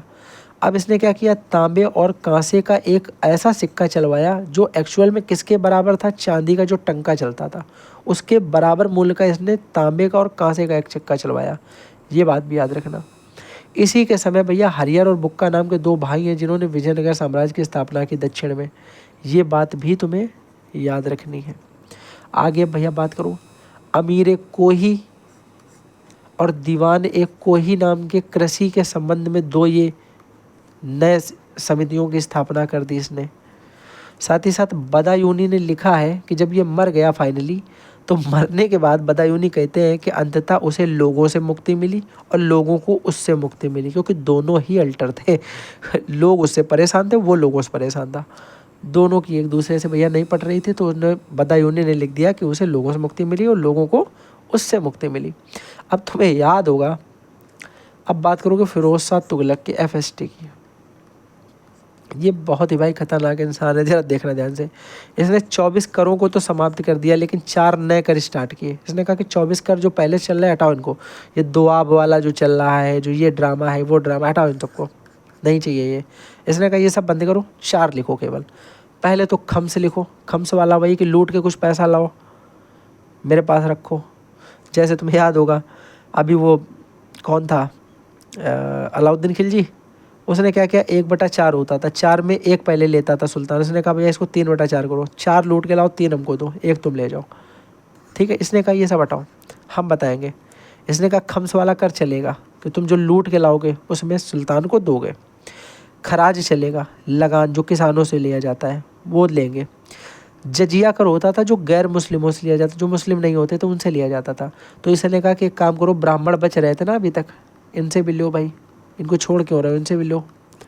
साथ ही साथ भैया जक़ात जो होता था, जक़ात मुस्लिमों से लिया जाता था। इसने बोला मुस्लिमों से भी लो, और जो हिंदुओं से ले रहे हो उसमें जो ब्राह्मण बच जा रहा है इससे भी निकलाओ भाई, ये भी तो पैसा कमा रहा है। बहुत हुआ सम्मान, अब पैसा निकालो। प्रथम मुस्लिम शासक जिसने ब्राह्मणों से भी जजिया कर लिया वो कौन है, FST। इम्पॉर्टेंट है, याद रखना अलग से। ये सारी लाइनें होती हैं जो एग्जामिनर को हिट करती हैं। हिसार, जौनपुर, फतेहाबाद, फिरोजाबाद नगर, यानी 300 नए नगर बनाए, जिसमें हमने 4 के नाम आपको बता दिए। दारुल सफ़ा नाम का इसने एक खैराती अस्पताल बनवाया। हक ए सर्ब नाम का एक सिंचाई कर एक स्टार्ट किया, लगाया। और ये फसल का 1/10 होता था, यानी अगर आपने 100 रुपये की फसल की तो उस पर 10 रुपये का टैक्स लगेगा। कौन सा कर टैक्स लगेगा, ये सिंचाई। सिंचाई का कर नाम क्या है, हक ए सर्ब। याद रखना, हक ए सर्ब। और भैया दूसरा कौन सा, ये दारुल सफ़ा। ये काहे के लिए है, खैराती अस्पताल खुलवाया, एक तरीके से फ्री अस्पताल खुलवा दिया इसने। मेरठ और तोपरा में भैया जो अशोक के स्तंभ थे उनको उठवा करके दिल्ली में से लगवाए दो। ये भी FST का इम्पोर्टेंट काम है, ये भी याद रखना, पूछा जाता है।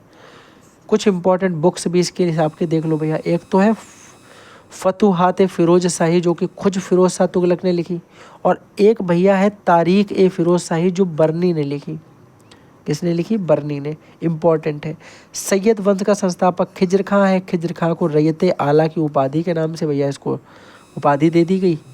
इसके बाद लोधी वंश की बात करेंगे तो लोधी वंश में मेरे भाई वही 1451 से 1526, यानी 1526 के पानीपत के युद्ध तक होता ही रहेगा कुछ ना कुछ। बहलोल लोधी संस्थापक है। बहलोल शाह गाजी उपाधि लेकर के बहलोल सिक्का चलाता है। उसके बाद आगे जब आओगे तो सिकंदर लोधी आएगा, इसका लड़का, वो आगरा नगर की स्थापना कर देगा और भूमि की पैमाइश के लिए एक गजे सिकंदरी चला देगा। गजे सिकंदरी किसने चलाया, सिकंदर लोधी ने। आगरा नगर की स्थापना किसने की, सिकंदर लोधी ने। बहलोल सिक्का चलाने वाला बहलोल लोधी। बहलोल शाह ने कौन सी उपाधि धारण की, गाजी की उपाधि धारण की। बहलोल लोधी कौन था, लोधी वंश का संस्थापक था। कितने क्वेश्चन हो गए, जितने भी हुए याद रखना। ये गुरुमुखी नाम से कविता भी लिखता था, कौन, सिकंदर लोधी। किस नाम से कविता लिखता था, गुरुमुखी के नाम से। ये एक लेखक भी है भैया जिसका नाम है सिकंदर लोधी, गुरुमुखी नाम से कविता लिखता था। लास्ट शासक इसका इब्राहिम लोधी है। इब्राहिम लोधी के साथ में युद्ध हो जाता है भैया पानीपत का। कब होता है, 1526 ईसा पूर्व। भारत आता है बाबर, और बाबर के साथ में युद्ध हो जाता है इब्राहिम लोधी का। ये भैया वॉर स्टार्ट हुआ। अब बाबर के समय जब वॉर हुआ तो भैया बाबर जो था वो जीत जाता है। पहली बार तोप का प्रयोग किया जाता है, तुगलमा पद्धति का प्रयोग करता है बाबर। अब इसमें याद रखना कि इब्राहिम लोधी पहला शासक था जो रणभूमि में मरा था। रणभूमि में मरा मतलब वही वॉर के टाइम ही इसका डेथ हुई। ये पहला शासक था इब्राहिम लोधी। तो इस बात को भी हमें याद रखना है, सिंपल सी बात है। आई थिंक मैंने जितनी भी जल्दी ट्राई किया, पर कितना भी जल्दी करो भाई टाइम तो लगता ही है। 1 घंटा 30 मिनट का समय लगा मुझे इतिहास ख़त्म करने में।